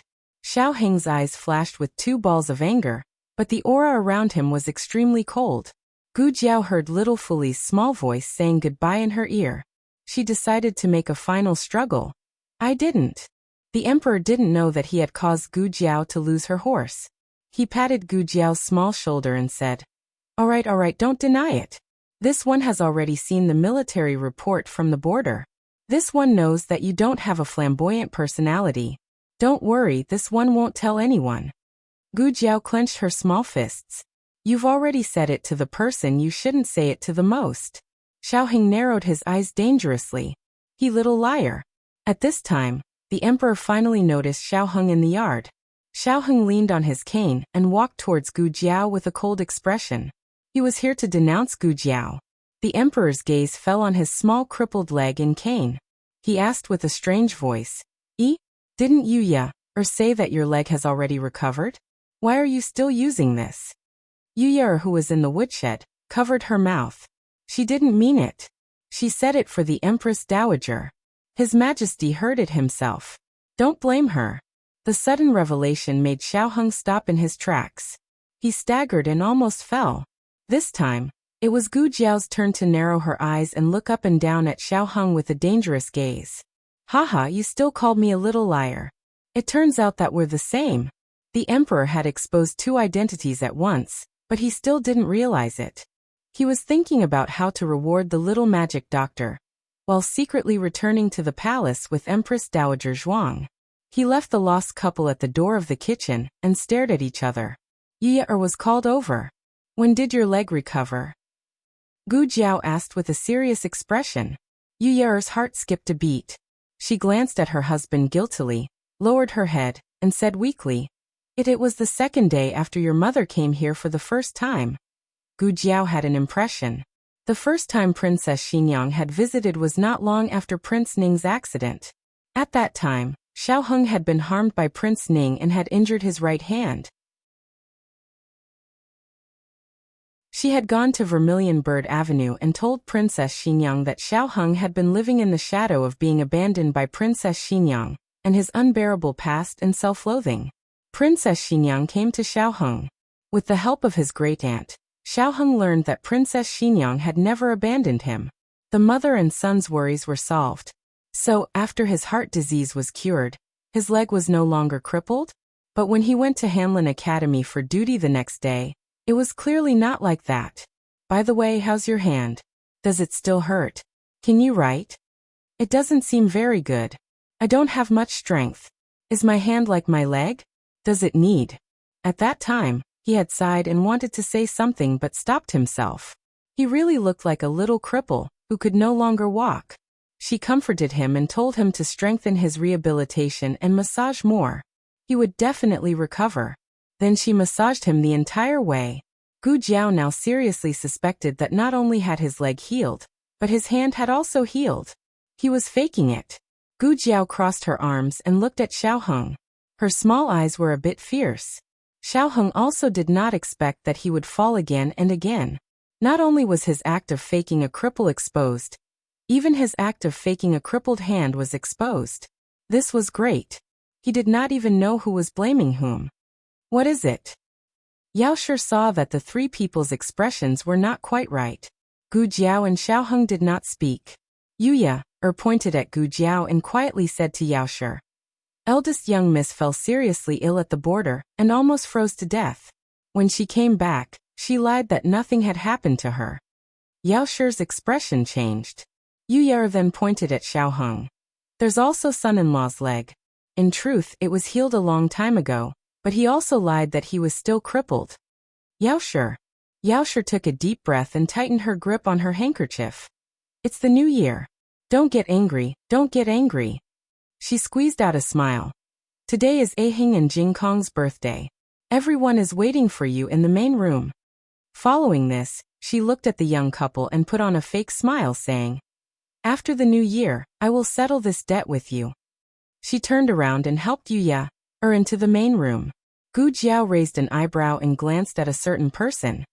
Did you hear that? After the new year, I will settle this debt with you. Xiaoheng faintly smirked. You speak as if I don't need to settle this debt with you. Gu Jiao, your situation is more serious than mine. Gu Jiao. What sort of new title was this? Xiaoheng had blurted out this title. After saying it, he felt that it was quite good. He suddenly curled his lips and called out, Gu Jiao. Gu Jiao opened her mouth and pondered for a few seconds. She then looked at him meaningfully. Since we're even now, tonight you. Before she could finish speaking, his slender finger gently pressed against her soft lips. No, you're not allowed to. You won't be allowed to see. Gu Jiao's small face darkened. Since the matter had been exposed, Xiaoheng might as well not hide it and openly entered the main room. It was just that everyone's attention was not on his legs for the time being. Glancing around, they faintly felt that something was off, but they could not figure it out for a while. Yao Shi had also learned bad things, so she did not remind them. She just waited for them to scare themselves. Brother-in-law sit. Gu Xiaoshan had Xiaoheng sit. Xiaoheng and little Jingkong were the birthday stars, and they sat next to each other on a bench. In fact, they did not have the habit of celebrating their birthday. It was little Jing Kong who celebrated his birthday every year. Thanks to him, everyone in the family had started celebrating their birthday. The only thing they missed was Gu Jiao and Gu Yan's birthday. Gu Jiao was on the way to the frontier fortress. She did not celebrate her birthday, and neither did Gu Yan. Gu Yan said that he would celebrate his birthday with Jiao Jiao next year. Little monk here. Gu Yan gave the small clay sculpture he made to little Jing Kong. This year, the house was finally not empty. It was a small fish pond, and there were 2 ugly carrots in it. He did not give Xiaoheng fish soup, but a courtyard. It happened to be a small house with last year's gift. It was also ingenious. Gu Xiaoshan gave the 2 of them 2 pen holders, one big and one small. The workmanship was exquisite, and there were even poems engraved on them. Little Jing Kong liked it very much, and Xiaoheng was also very satisfied.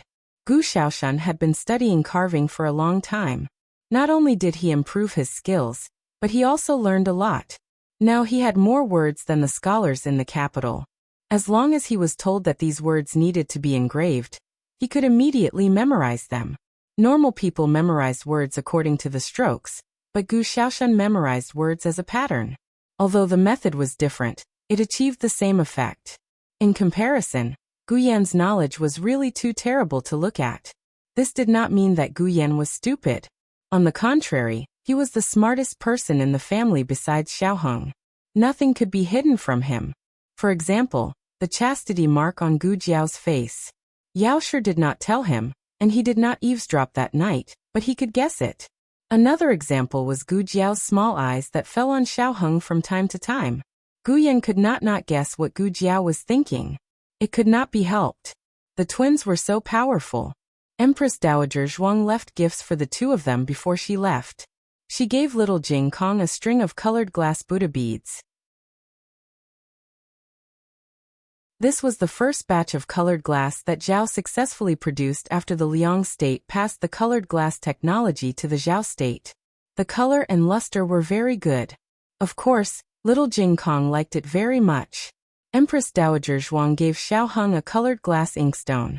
The old chancellor gave the 2 of them books, and Yao Shi made 2 sets of clothes by herself. Gu Jiao also prepared a gift. She gave little Jing Kong a rattledrum from the frontier fortress. After the victory, the 4-year-old child from Yueqing City gave the only rattledrum to her. You are right. The army did not leave. This is your reward.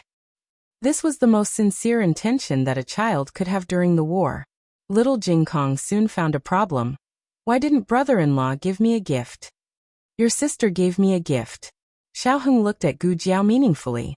She was the best gift for his birthday. I want to see it. Little Jing Kong said. Since it was the little guy's birthday, Xiaoheng did not discourage him. He only picked a brush from the pile of gifts. Here. A brush. Little Jing Kong shook his little rattledrum. My gift is still the best. Jiao Jiao likes me the most. They went to the backyard to light firecrackers. Brother-in-law. Gu Yan suddenly came to Xiaoheng and said mysteriously, Come here. I have something good to show you. Xiaoheng followed Gu Yan to the central room. At this moment, everyone was watching little Jing Kong and Gu Xiaoshan light firecrackers in the backyard. The central room was deserted except for Gu Yan and Xiaoheng. Gu Yan sneakily took out a small porcelain bottle from his arms. It's freezing. It's freezing. What is this? Xiaoheng asked, puzzled. Wine. Gu Yan raised his eyebrows and said, It's not ordinary wine. It's a double brew, pear blossom brew and osmanthus brew. It took me a lot of effort to get it from my son-in-law. Why did you get it? Xiaoheng asked. Gu Yan said without changing his expression. I want to drink it. Brother-in-law, let's drink it together. Once you're drunk, Jiao Jiao will be able to do whatever she wants. Gu Yan was going all out for Jiao Jiao. You can't drink. Xiaoheng firmly objected. Gu Yan had a heart condition, and he was too young. He definitely couldn't drink alcohol. Gu Yan looked at him pleadingly. 1 cup is fine. Xiaoheng said. Not even half a cup. Gu Yan pursed her lips. But I'm here to drink with you. I've never drunk wine in my life. I heard that this kind of wine doesn't make people drunk. Brother-in-law, let me have a taste of it. Xiaoheng. No. Gu Yan lowered his head, feeling wronged. To be honest, it was hard for people to resist him like this, but Xiao Heng was sober. He wouldn't condone Gu Yan drinking. As if he could see Xiao Heng's unwavering determination, Gu Yan took a step back. Then, brother-in-law, why don't you try it for me and tell me what it tastes like? Okay. It was the new year, so Xiao Heng couldn't spoil the child's mood. When Gu Yan saw that he agreed, his eyes lit up again. He was as happy as a child. He personally took the wine glass and filled Xiao Heng's glass to the brim. He knew that his brother-in-law had a good tolerance for alcohol, but this kind of wine wasn't an ordinary double brew. He stole it from his son-in-law. 1 cup was enough to make him drunk. Get drunk, brother-in-law. Xiao Heng took the glass. Just as he was about to drink, little Jing Kong and Gu Xiaoshan unexpectedly rushed in. Little Jing Kong bumped into Xiao Heng on the spot. Xiao Heng's hand trembled and spilled the entire glass of wine. Gu Yan. Gu Yan clenched his little fists. Xiao. He. Shang. Brother-in-law, I'm sorry. Little Jing Kong apologized and made a face at Gu Xiaoshan. Ha ha ha. Come and catch me. After he said that, he ran out. Gu Xiaoshan chased after him. Gu Yan suppressed his anger and poured a second glass for his brother-in-law. He said with a smile. It's okay, there's more. Xiao Heng took the second glass. In the end, the 2 troublemakers ran back. This time, it was Gu Xiaoshan. He directly knocked over Xiao Heng's glass. The glass fell to the ground with a bang. Gu Xiaoshan. Ha? Broken and safe? Gu Yan was furious. Broke in your head. The wine was almost gone. Gu Yan was about to die from anger because of these 2 guys. They were really bad at everything, but they were number 1 at causing trouble. I'm fine, Xiao Heng said. Let me do it. You guys go out first. Don't prick your feet. As he spoke, he took a broom and came over to clean up the mess on the floor. It was also at this moment that Gu Xiaoshan noticed that Xiao Heng's walking was different from usual. He didn't limp. He, I a brother-in-law. Gu Xiaoshan looked at Xiao Heng's right foot. Brother-in-law, what brother-in-law? Hurry up and light the firecrackers. Gu Yan pushed Gu Xiaoshan out of the living room. Gu Xiaoshan. I just saw. Okay, you saw it. I know. Don't delay my business. Jing Kong. Xiaoshan is here. Gu Yan decisively waved at little Jing Kong. Little Jing Kong grabbed a firecracker and pounced on Gu Xiaoshan. The 2 childish guys played together again. Gu Yan returned to the living room. Wasn't it just brother-in-law's foot? It was healed long ago. Idiot, you only noticed it now. Brother-in-law, let me help you. Gu Yan eagerly snatched the broom from him and cleaned up the mess on the floor. Then he shoveled it out with the bucket. When he returned to the living room excitedly, he didn't see his brother-in-law. Instead, his sister was sitting at the table with a flushed face. He walked over in a daze and asked Gu Jiao, Sister, where is brother-in-law? Gu Jiao looked at him with her misty eyes and pointed at the study room. Gu Yan saw that Gu Jiao's reaction was not right. He looked at Gu Jiao, and then at the porcelain bottle on the table. His heart skipped a beat. He picked up the porcelain bottle and shook it. It was empty. He lifted the porcelain bottle and poured the wine out. There was not a drop of wine left. No, it can't be Gu Yan. It's not you who drank it. Say it's not you. Bang. Gu Jiao's little head hit the table. Gu Yan. He wanted his brother-in-law to get drunk and send him to his sister's room. However, his brother-in-law didn't get drunk, but his sister passed out first. It's over, it's all over. Gu Yan sat down on the chair dejectedly. He let out a long sigh and also hit his head on the table. When Xiao Heng came out, he saw the 2 little heads on the table.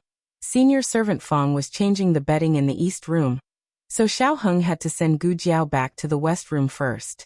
He would move her over later. Gu Yan said sullenly, I'll ask Bean Sprout to make some hangover soup.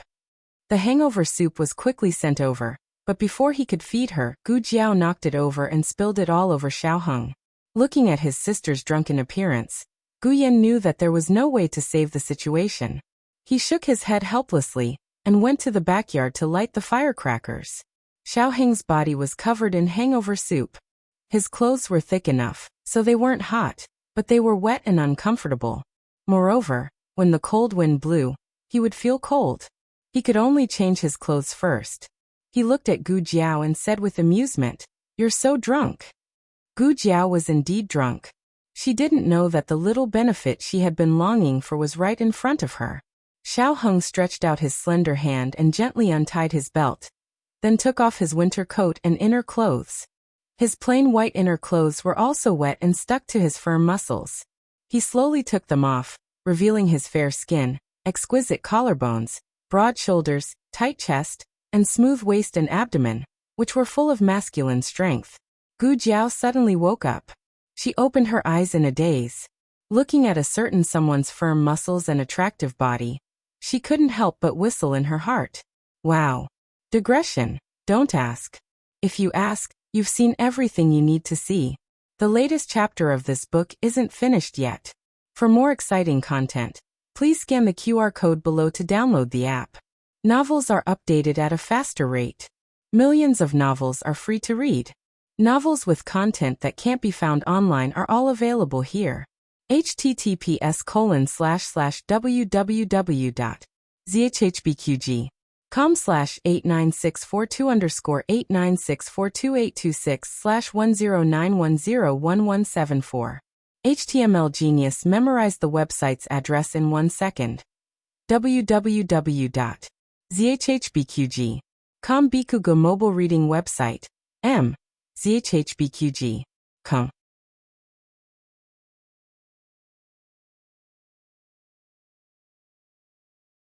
Chapter 529. The latest chapter of this book is not finished yet.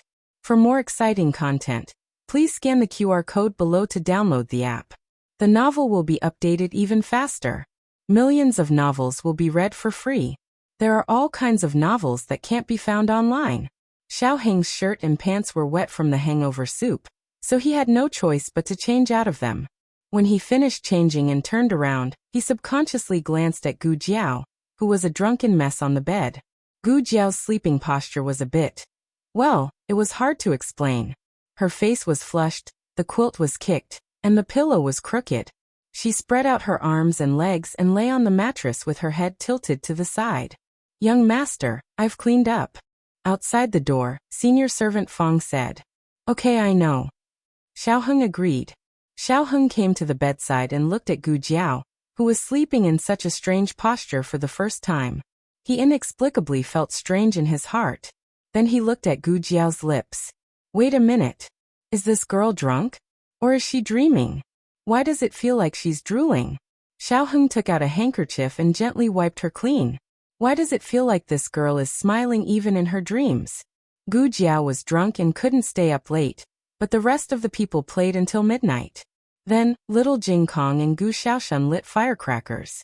Not only their house, but the entire hutong was lit. Even so, Gu Jiao didn't wake up from her beautiful dream. Her husband is so beautiful and has such a good figure. It's the best I've ever seen in my 2 lifetimes. So good looking, so good looking. In her dreams, Gu Jiao hugged the small quilt and rolled around on the bed. The next day, Gu Xiaobao woke up the earliest. He was hungry and wanted to drink milk. Madame Yao fed him milk, so he didn't want to sleep anymore. A 3-month-old baby couldn't sit or crawl, so he could only accept his fate and lie down. His clothes were especially thick. However, Gu Xiaobao was used to it. He did not cry and just licked his fingers, letting Yaoshi sleep a little longer. Last night, when the firecrackers were burning and crackling, he had been obedient. Later, when he fell asleep and was woken up by the firecrackers, he did not make a fuss. He ate his fingers and coaxed himself to sleep. When Yaoshi woke up, Gu Xiaobao was still licking his fingers. Such an obedient child really melted Yaoshi's heart. Madame Yao dressed herself neatly and went to the central room. Yu Ye and senior servant Fong also got up. Soon little Jing Kong and Gu Xiaoshan also got up. The two of them sat in the central room in a daze. They did not know what Gu Xiaoshan and little Jing Kong were talking about. Both of them looked at the door of the west room. After a while, Xiao Heng came out of the west room. The two of them stared at his right foot. Gu Xiaoshan used his elbow to nudge little Jing Kong's arm and said in a low voice, "I didn't lie to you, right? Look, it's healed." He had discovered it yesterday, but he forgot about it because of Gu Yan's interruption. This morning, he pulled little Jing Kong along to verify it. Little Jing Kong stared at his bad brother-in-law's right foot and carefully observed it for a while. He nodded and confirmed seriously, "Yes, it's really healed. See, brother-in-law is healed." As soon as Jiao Jiao came back, Gu Xiaoshan and Gu Jiao would call each other elder sister when they were together, but with little Jing Kong, they would call each other Jiao Jiao. Little Jing Kong's address was never affected by Gu Yan and Gu Xiaoshan. It could be said that he was strong alone. "Brother-in-law." Little Jing Kong called out to Xiaoheng. He walked over and raised his hand to touch Xiaoheng's body. When he realized that he could not reach it, he moved a chair and climbed up. He stood on the chair, but he still could not reach it. You come down a little," he said. "What?" Xiaoheng asked. "Come down a little, I have something to tell you," little Jing Kong said. Xiaoheng decided to give the little monk some face.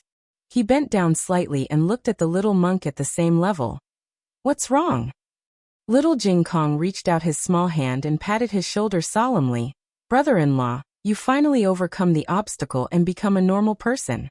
I'm really happy for you." One who was unaccountably solicitous was hiding evil intentions. Xiaoheng squinted at the little guy and asked, "What exactly do you want to say?" Little Jing Kong thought for a while and said honestly, "I want to increase the rent." Xiaoheng was speechless.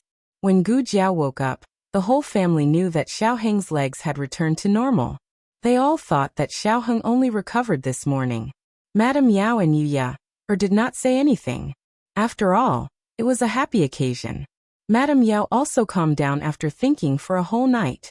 When she first learned that her daughter had married a crippled scholar from the countryside, her heart was filled with pain. Her daughter was the daughter of the Marquis.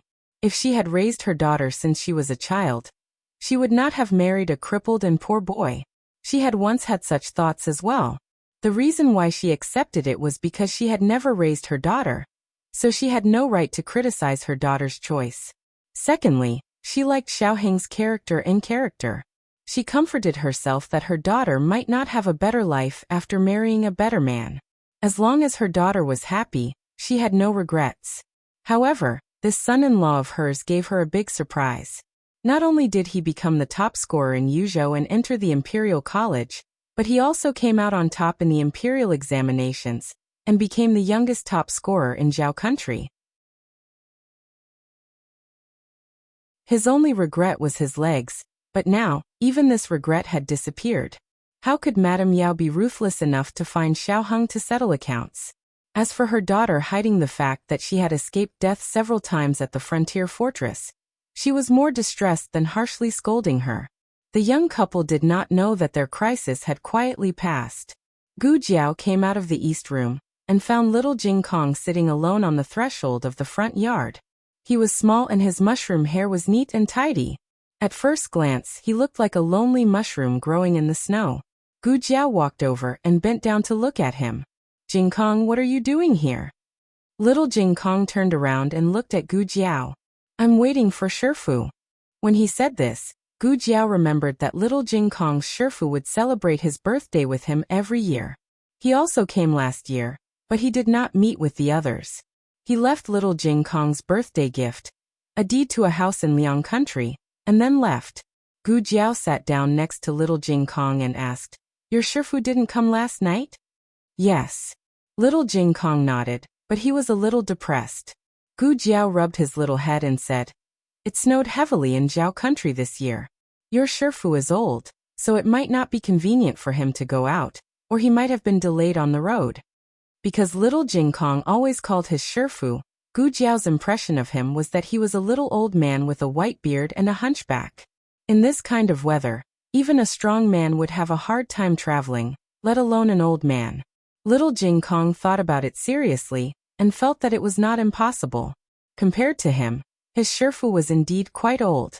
So his Shifu might really have been delayed by the heavy snow.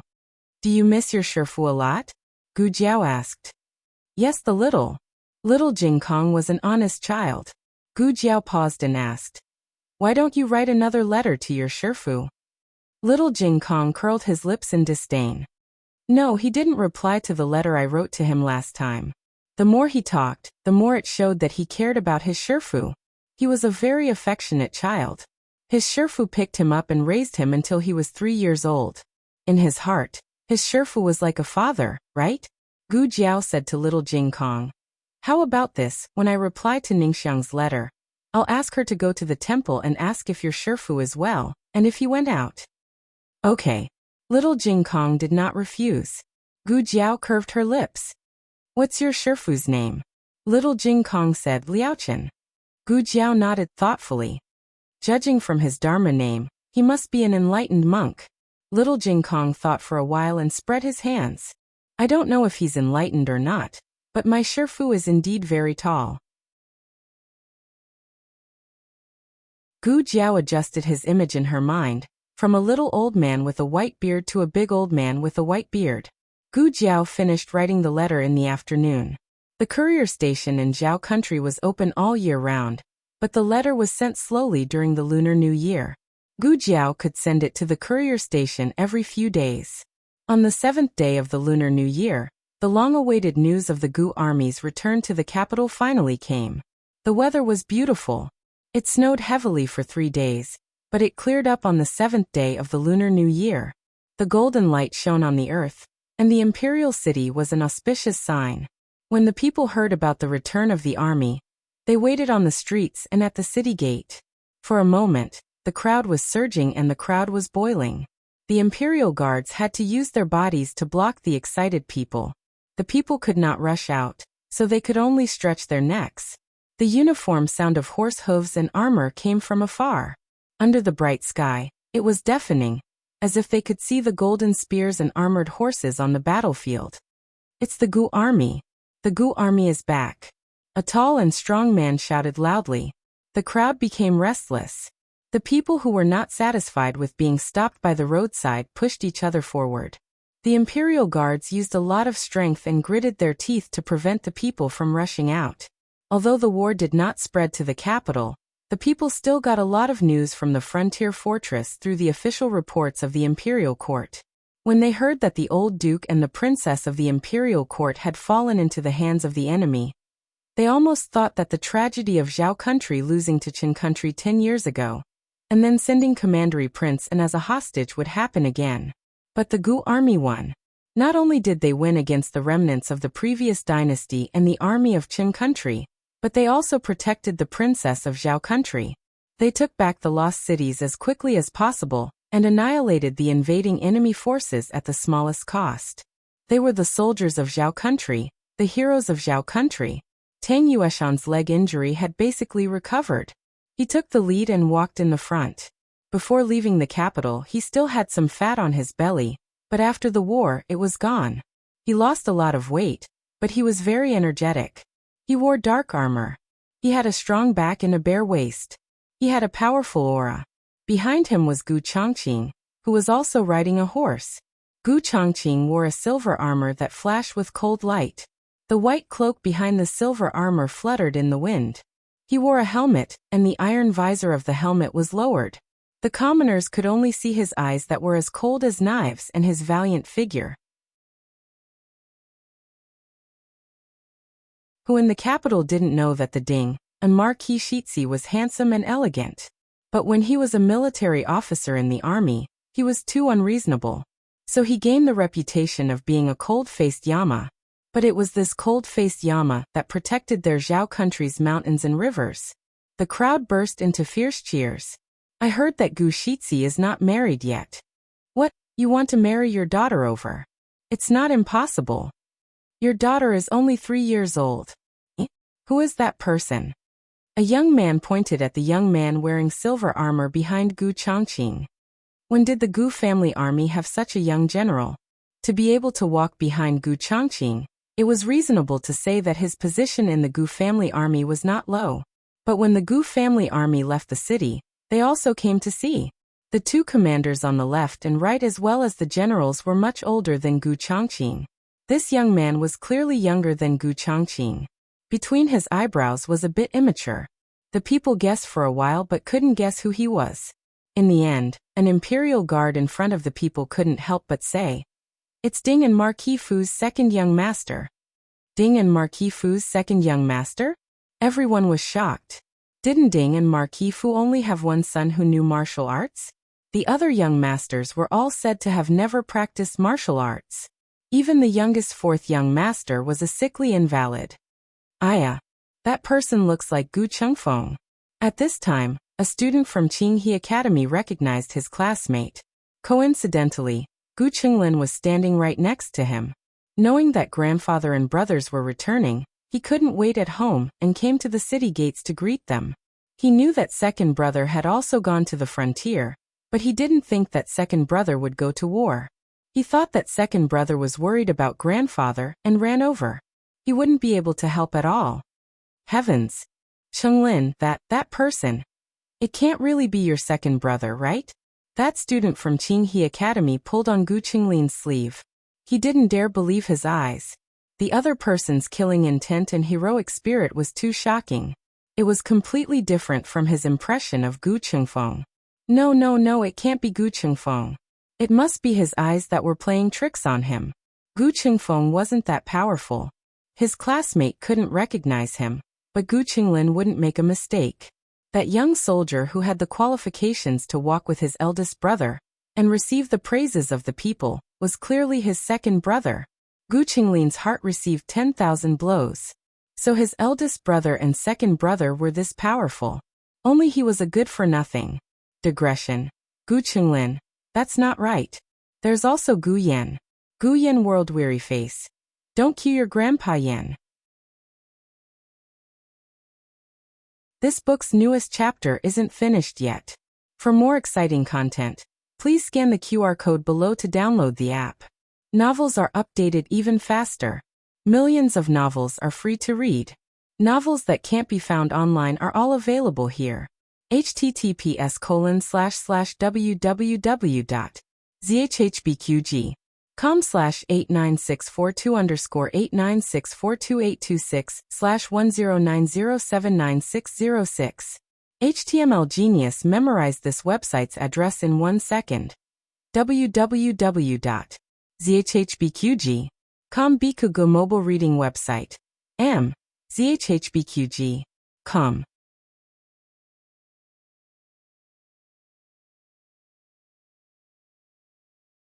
Chapter 530. The latest chapter of this book is not finished yet. For more exciting content, please scan the QR code below to download the app. Novels are updated faster and more frequently. Millions of novels are free to read. There are all kinds of novels that can't be found online. The Old Duke's Carriage and Princess Ning En's carriage returned with the 3 armies. The old duke's limbs were broken. Even if Gu Jiao reconnected them, he wouldn't recover so quickly. He went straight to the duke's mansion after entering the capital. Gu Chongqing and Tang Yueshan escorted Princess Ning En's carriage into the palace. The emperor was very excited. Not only was he excited that the 3 armies had returned, but he was also excited that Princess Ning En, who had been separated from him for so many years, had finally returned to his side. The emperor first went to the imperial study to meet Tang Yueshan, Gu Chongqing, and the other generals. He generously praised their performance in this battle. When the court is held, I will reward all of you handsomely. Awarding meritorious officials was a big deal. It was related to the people's hearts and the prestige of the royal family and the Zhao kingdom. The imperial edict had to be announced in front of all the civil and military officials in the throne room. I dare not claim credit for myself. Tang Yueshan cupped his hands and said solemnly, I defeated Yi City and caused the imperial army to lose nearly 10,000 soldiers. I am guilty. Please punish me, your majesty. Then he lifted the hem of his robe and knelt down. The emperor walked around the desk and helped him up. General, you don't have to do this. Victory and defeat are common in war. Besides, it was an ambush set by the remnants of the previous dynasty. When we left the capital, no one expected the Qin kingdom's army to invade the northern border of the Zhao kingdom. If Marquis Xianping were here, this might have been over. But Marquis Xianping was thick-skinned and shameless. Tang Yueshan couldn't get over it. He couldn't accept his own defeat. He felt ashamed. The emperor had a headache. How could he punish him? Tang Yueshan did lose in Yi City, But it was 10,000 soldiers against 80,000 soldiers of the Chen kingdom. Who could win? The emperor wanted to scold Tang Yueshan. You are too conceited. Why do you think you can win against 80,000 soldiers? Do you think you are the Yin kingdom's war god, Xian Yuanli? Even Marquis Xianping didn't dare to boast like that. However, the emperor could only think about these things in his heart. It was not appropriate for him to say it out loud. For the past few days he had been pondering his mother's way of using people. He had figured out a lot of things. For example, Tang Yueshan's conceit seemed to him that he was not without merit. Tang Yueshan's conceit came with his actions, not his words. He would work hard for it, and he would be stricter with himself. Tang Yueshan was the reason why the archers of the Tang family were so famous in the Six Kingdoms. Even on par with the archers of the Yin kingdom. There's no need to punish me. You've just made a great contribution. If I punish you now, wouldn't it chill the hearts of the soldiers and the people of the world? Tang Yueshan said bitterly. I'm ashamed to accept it. Please punish him, Your Majesty. Grand Marshal Tang, please don't make things difficult for His Majesty, said Gu Chongqing indifferently. You're a meritorious minister, so His Majesty punishing you is not a wise ruler. If you really blame yourself, why don't you go and receive your punishment yourself? I think Jiao Jiao's acupuncture punishment is pretty good. Tang Yueshan immediately shut his mouth. After leaving the palace, the two of them mounted their own horses. Gu Chongqing was about to leave when Tang Yueshan stopped him. You'd better clean up your mother's mess. Gu Chongqing frowned and looked at him. Tang Yueshan said, Your mother is a member of the Ling family. If she's a spy, haven't you considered the possibility that the Lings are spies as well? Gu Chongqing was silent for a moment and said, My grandfather has suspected this possibility, but he's been investigating the Lings all these years and hasn't found anything. All he knows is that my mother went missing when she was very young, and was found a year later. Tang Yueshan asked suspiciously, You mean the Ling family's daughter had been replaced by someone else at that time? Someone with a similar appearance, your mother? Gu Chongqing nodded. Based on the evidence my grandfather has, this is the most reasonable possibility. Tang Yueshan pulled the reins. I advise you to keep a close eye on the Lings. It's better to be safe than sorry. Now that I know your secret, I'm half your accomplice. Don't drag me down with you. Gu Chongqing said calmly. If that day comes, just pretend you don't know. Tang Yueshan laughed. Who can guarantee that you won't expose me? Gu Chongqing did not bother with him anymore and left on his horse. Tang Yueshan shook his head. Young man, you have a bad temper. At this moment, a few palace servants were carrying shopping bags back to the palace and accidentally bumped into Tang Yueshan's horse. The horse neighed in fright. Tang Yueshan flew into a rage. Are you blind? Do you have a death wish? The palace servants were speechless. On the way back, Gu Chongqing was seriously considering the situation Tang Yueshan mentioned. He ignored Tang Yueshan because he and Gu Qingfeng would never expose Tang Yueshan unless Tang Yueshan betrayed them first. During this period of time at the frontier fortress, his grandfather had told him a lot about his mother. His grandfather had been worried that there might be other spies in the Ling clan, so he had been investigating the Ling clan in secret. However, he hadn't found anything. There were a few servants and maids in the residence who had been found out by his grandfather after old concubine Jing's affair was exposed, and they were dealt with one by one. In his opinion, the possibility of the Ling clan being suspicious was slim. However, it was better to be safe than sorry. Tang Yueshan was right. It was never a bad thing to be cautious. After returning home, Gu Chongqing ordered a few secret guards to keep an eye on the Ling clan. Then he went to pay his respects to old Madame Gu and Marquis Gu. On the other hand, the emperor went to Renshou Palace immediately after meeting Tang Yueshan and Gu Chongqing. He saw Princess Ning'an, whom he hadn't seen for many years, in the warm room of Renshou Palace. Princess Ning'an was still wearing the clothes of the frontier fortress. She had just met Empress Dowager Zhuang, and her eyes were red with tears. It had been 20 years. She was no longer that charming girl. She was now a married woman. Time and the sandstorms of the frontier fortress had left traces on her face. Her face was haggard and her figure was thin. The emperor almost didn't dare to recognize her. Where was Ningen, who was as beautiful as a peach? Where was his innocent and carefree sister? Where was the little girl who held his arm, and always complained that he didn't have time to accompany her? She was gone. Gone. The hardships she had suffered in the frontier fortress were all written on her face. Not to mention that she was a princess of the royal family. People would think that she was a woman of the common people. The emperor's heart ached as if it was pricked by a needle. Empress Dowager Zhuang, who was always calm, couldn't help but tear up. "Your Majesty." Princess Ning sobbed and knelt down to salute the emperor. The emperor held her and didn't let her kneel. "Get up." Princess Ning shook her head with tears in her eyes and insisted on kneeling down. "I should kneel. Ningen is guilty. Ningen was blind. I married the wrong person. I led the wolf into the house. I brought war and disaster to the people of the Zhao Kingdom and the frontier fortress. It's all Ningen's fault. Ningen deserves to die." Big drops of tears fell from her eyes, splashing on her wrinkled dress and splashing on the polished floor. The emperor held her shoulders tightly, his throat swollen and painful. "Don't say it. Don't say it." Princess Ningen couldn't hide her self-blame. "Ningen has to say it. Mother and your Majesty tried to stop Ning, and again and again. Ningen was stubborn. Ningen didn't listen to Mother and your Majesty. Ningen deserved death." The emperor looked at Ningen's tears and felt like a knife was being twisted in his heart. "You are my sister. I won't allow you to say such things. What happened back then is already in the past. You were also used by others. It wasn't your fault. You mustn't blame yourself. Imperial Mother and I have never vented our anger on you. Don't belittle yourself. Quickly get up." The emperor pulled Princess Ningen up by force. Princess Ningen was sobbing. The emperor looked at the 12 or 13-year-old boy sitting in the wheelchair. His eyes moved slightly and he asked, "This is Princess Ning," and turned her head and said to the boy, "Xian'er, quickly greet your uncle." Compared to Princess Ningen's breakdown, Huang Fuxian was much calmer. He didn't shed a single tear, nor was there a trace of sadness or excitement at the reunion.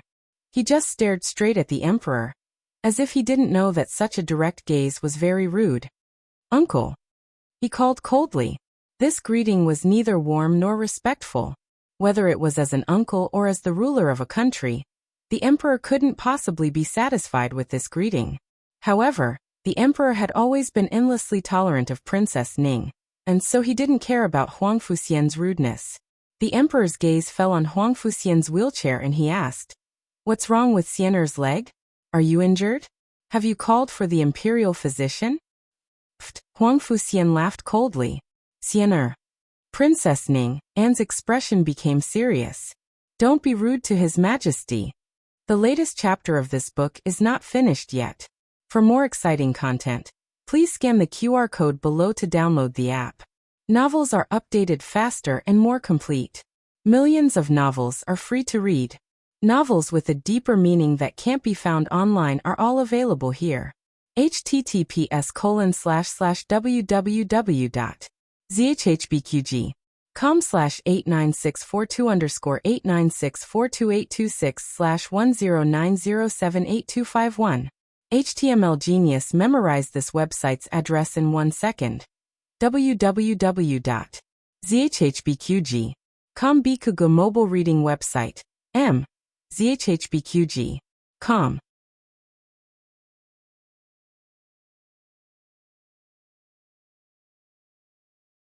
Chapter 531. The latest chapter of this book is not finished yet. For more exciting content, please scan the QR code below to download the app. Novels are updated faster. Millions of novels are free to read. Novels with content that can't be found online are all available here. "No matter," the emperor said without care. "Xian'er is still young. He wouldn't argue with a child. Otherwise, he would have been angered to death by his own little fatty many times over." Not to mention, the emperor's gaze fell on Huang Fuxian's legs. His body wasn't well, so it was inevitable for him to be angry. "Lianer, take Xian'er out to bask in the sun." Princess Ningen said to Lian. "Yes," Lianer respectfully responded. She cautiously went behind Huang Fuxian and pushed his wheelchair out. Your Majesty, Princess Ning'an explained, Sienna has been spoiled by me. Please forgive him. Do you still call me Your Majesty? The Emperor stared at her. Princess Ning'an smiled bitterly and changed her words. Imperial brother. Eunuch Qin walked over and reported with a smile. Empress Dowager, Princess Ning'an and the young master's chambers have been prepared. Imperial mother. Princess Ning'an looked at Empress Dowager Zhuang in astonishment. Empress Dowager Zhuang said, the Baixia Hall before you were married has been reserved for you. You and Xian can live there for the time being. Princess Ning'an's eyes moved. She lowered her eyes and asked, can I still live in the palace? There was no reason for a married princess to live in the palace. In fact, ordinary princesses didn't have their own chambers. They lived with their imperial mother. Princess Ning'an was an exception. Empress Dowager Zhuang and the emperor doted on her too much and built a Baixia Hall just for her. She had been married to the frontier fortress for so many years, but Baixia Hall had never been used for other purposes. The emperor hurriedly said, since it's imperial mother's wish, you can live there. The emperor also hoped that Princess Ning'an could live in the palace. This way, it would be easier for him to take care of the mother and son. The emperor had many things to say to Ning'an. He guessed that his imperial mother did too. However, when the three of them were together, some things were difficult to say. Zhen will accompany you to Baixia Hall, the emperor said. Princess Ning'an nodded and bowed to Empress Dowager Zhuang. Ken will come pay respects to imperial mother later. Empress Dowager Zhuang nodded and watched as the emperor and Princess Ning'an left Rinshou Palace. Eunuch Qin came over with a cup of tea. Seeing Empress Dowager Zhuang's sad face, he couldn't help but sigh and persuade. The princess has a hard life. If she had listened to your words, how could it be like this? But fortunately, she came back safe and sound. From now on, no one will make the princess suffer. Empress Dowager Zhuang closed her eyes and turned her head.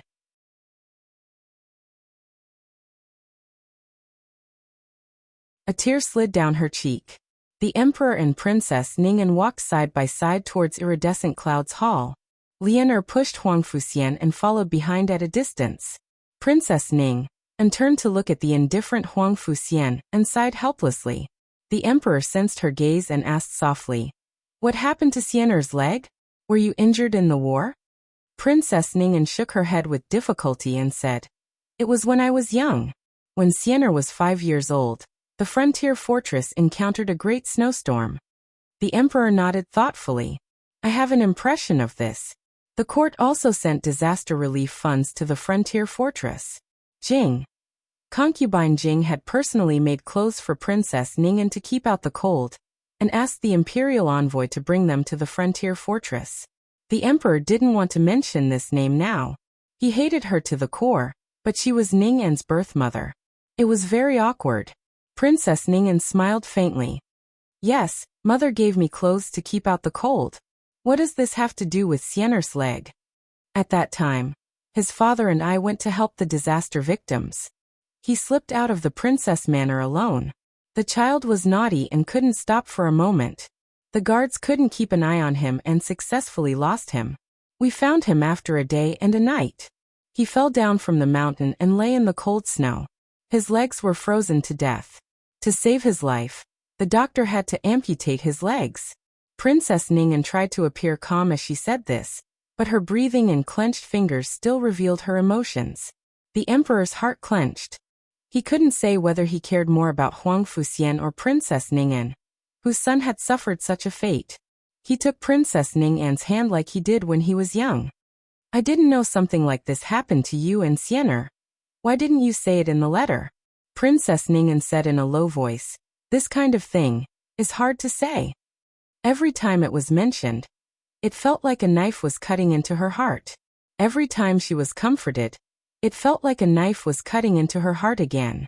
When a person was truly in extreme pain, it wasn't to seek comfort everywhere, but to cut oneself off from the outside world. The emperor naturally understood this, so he felt even more sorry for Princess Ning'an. He secretly swore that he would never let Princess Ning'an leave his side again. nor would he let her and Xian'er suffer any grievances. Xian'er. Princess Ning'an wanted to say something but stopped.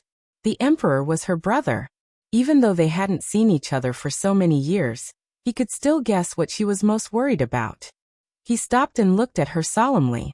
No matter who Xian'er's father is, he is still your child and my nephew. I will do my best to protect him. Not many people objected to Princess Ning'an's return to the capital, but that might not be the case for Huang Fuxian. After all, the blood of the previous dynasty flowed through his veins. Those radical civil and military officials would probably use Huang Fuxian's bloodline as an excuse. Princess Ning'an said in shame, "I'll have to trouble you, royal brother." "It's no trouble," the emperor said. If Huang Fuxian had a healthy body, perhaps it would indeed be a little troublesome. However, what was there to be afraid of with his damaged body? Those officials had nowhere to vent their anger, so they wanted to make fun of a child. Once the truth was revealed, the controversy would lessen. The emperor said, "Ning'an, I still want to talk to you about concubine Jing's matter." Princess Ning'an smiled faintly. "Royal brother, there's no need to say more. Ning'an understands. Mother, she is a spy from the previous dynasty. From the moment she worked for the previous dynasty's imperial family, her fate was sealed." "Do you resent her?" the emperor asked. Princess Ning'an said, "There's no point in talking about this now." The emperor said, "She sent the dragon shadow guard to the frontier fortress to find you. Did she want to kidnap you?" Princess Ning'an shook her head. "They wanted to take me away. They came with a shadow guard. That shadow guard said that something had happened in the capital, and that the frontier fortress might not be safe, so he wanted me to leave with them first. But they couldn't beat Huang Fuzheng's men of sacrifice and were all injured in the end. That shadow guard even died." The emperor hadn't expected Du Zheng. No, Du was a fake surname. His real name was Huang Fuzheng. He hadn't expected him to have such a powerful fighter. Fortunately, Princess Ning'an was fine. Otherwise, the emperor would be filled with regret. Princess Ning'an had lost count of how many times she had expressed her guilt today. "I'm sorry. I caused the Dragon Shadow Guard to be injured. They will recover," the emperor said. The Dragon Shadow Guard had followed the army back to the capital and was recuperating in a special place. It would be a lie to say that he didn't feel pained, but this had nothing to do with Ning'an. It was all concubine Jing's idea.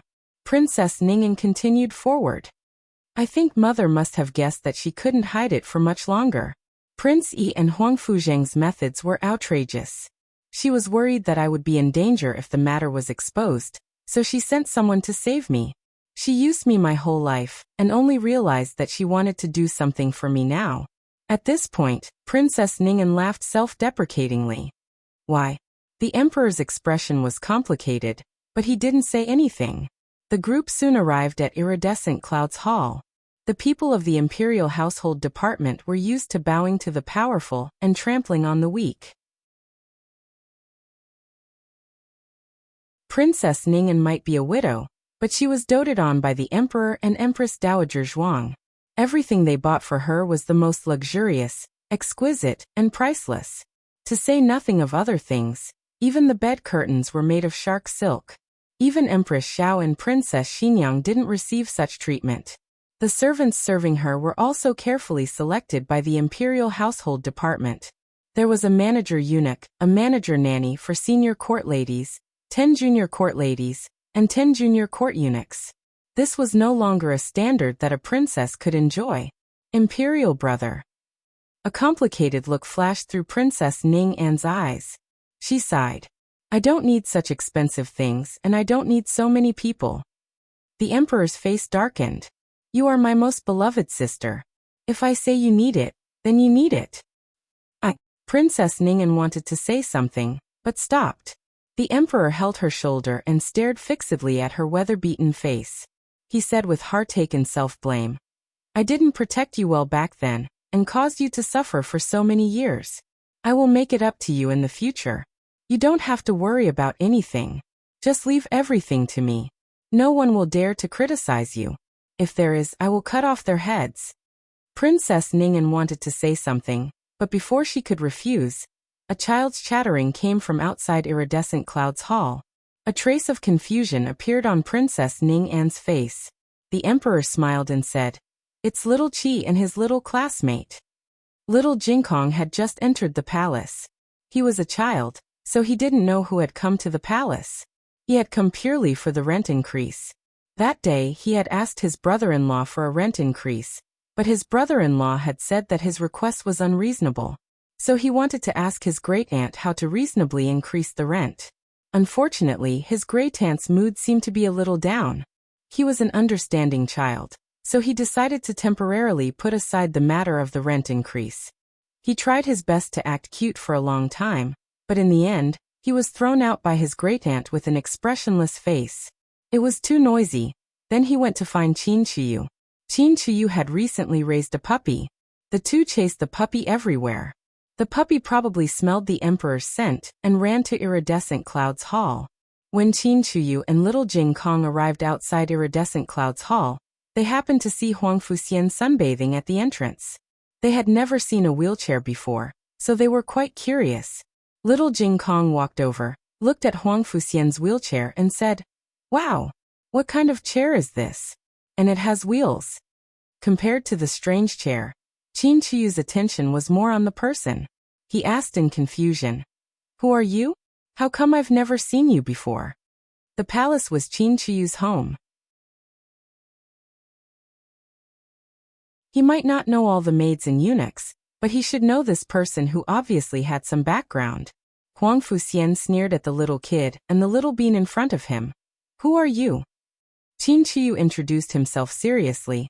"I'm Qin Chiyu, and he's my classmate, Jingkong." Huang Fuxian looked Qin Chiyu up and down, then looked at little Jingkong with a sneer. He said sarcastically, "You're already so old, but you still go to school with such a young child. Are the princes of the Zhao kingdom so stupid?" Qin Chiyu's hair stood on end. "Who are you calling stupid? I'm not stupid.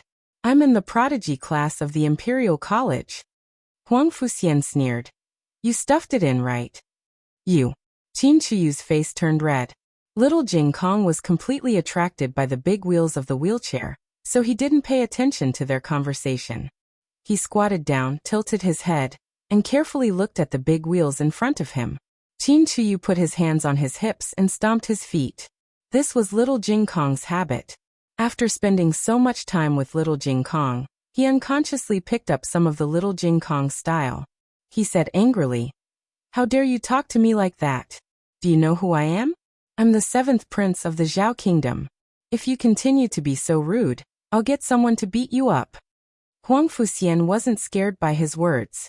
Instead, he coldly reached out his hand and pushed Qin Chiyu to the ground. Unfortunately, little Jingkong was squatting on the ground, looking at the wheels. When Qin Chiyu fell, he was knocked down as well. Ouch! Little Jingkong cried out in pain. His little foot was squashed by Qin Chiyu's butt. When the emperor and Princess Ning An walked over, they saw the two children fall to the ground. Eunuch Wei also came out. He quickly walked forward and pulled up Qin Chiyu, who was on top, and little Jingkong, who was on the bottom. "Are you okay? Are you hurt anywhere?" he asked worriedly. Little Jingkong's right foot hurt a little. Qin Chiyu had a lot of meat, so he didn't hurt, but he was very angry. He turned around and was about to pounce on Huang Fuxian. "Stop!" the emperor shouted. Eunuch Wei immediately held Qin Chiyu. Qin Chiyu immediately complained and pointed at Huang Fuxian. "Father! He pushed me." The emperor looked at Huang Fuxian in the wheelchair. Huang Fuxian slowly leaned against the back of the wheelchair and raised his eyebrows. "I didn't push you. You fell down yourself." Qin Chiyu widened his eyes. "Nonsense. I wouldn't fall down myself. It was you who pushed me. Jingkong, you saw it, didn't you?" Little Jingkong was confused when he was suddenly called out. He was too focused on studying the big wheel and didn't see anything. At this moment, Lian came back with a bouquet of flowers. She didn't know what happened and handed the peony flowers to him. "Young master, here are the flowers you wanted." These flowers were planted by Princess Xinyang in the imperial garden, and each flower was worth 100 gold coins. Lian casually plucked out 5 flowers. Huang Fuxian took them and said in disdain, "There are so few of them. Didn't I tell you to pick all of them?" Lian wiped the sweat from her forehead and said, "The others haven't grown yet. Only these 5 flowers look the best. I don't like them." After saying this, Huang Fuxian threw away the 5 peonies that Princess Xinyang had painstakingly cultivated without a second thought. The emperor could already imagine Princess Xinyang's expression when she found out that her flowers were gone. Xiang. Princess Ning An's face darkened. The emperor's throat was dry. He weakly took in a cold breath, coughed and said calmly, "It's okay. It's just a few flowers. Xianer likes peonies. I'll ask the greenhouse to send a few more to Iridescent Clouds Hall." As he spoke, he turned to Qin Chuyu and said in a low voice, "Why aren't you here to greet your aunt and cousin?" Qin Chuyu asked, "Who's my aunt? Who's my cousin?" Princess Ning and walked towards him and patted his head. "I'm your Aunt Ning'an. He's your cousin." As she spoke, she pointed at Huang Fuxian behind her. Qin Chuyu pushed her hand away. "He's not my cousin." The emperor's eyes darkened. "How dare you?" Qin Chuyu angrily pointed at Huang Fuxian. "He pushed me." Huang Fuxian said calmly, "I didn't push you." Qin Chuyu was furious. "You pushed me. You pushed me. You pushed me." Princess Ning'an looked at Huang Fuxian and asked seriously, "Did you push His Highness or not?" Huang Fuxian looked straight into Princess Ning'an's eyes and said, "No, I didn't." "You did." Qin Chuyu was about to explode. "Enough."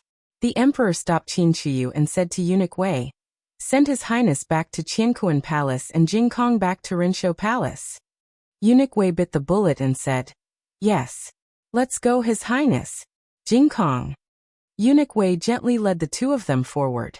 The moment he turned around, Qin Chuyu wiped the tears from the corners of his eyes. "I'm not lying.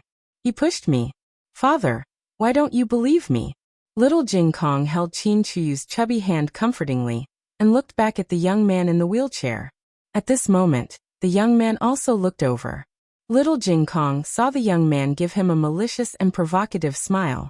F***CK off. The young man sneered and said silently, "The latest chapter of this book isn't finished yet. Please scan the QR code below to download the app. The novel is updated faster." Millions of novels are free to read. You can find all the novels that you can't find online. https://www.zhhbqg.com/89642_826/10905286/1090528440. HTML Genius. Memorize the website address. www.zhhbqg.com Biku Pavilion mobile version website. zhhbqg.com. You're tuning in to the Earbook Haven YouTube channel. Don't forget to subscribe and join us on this journey to catch the most captivating stories.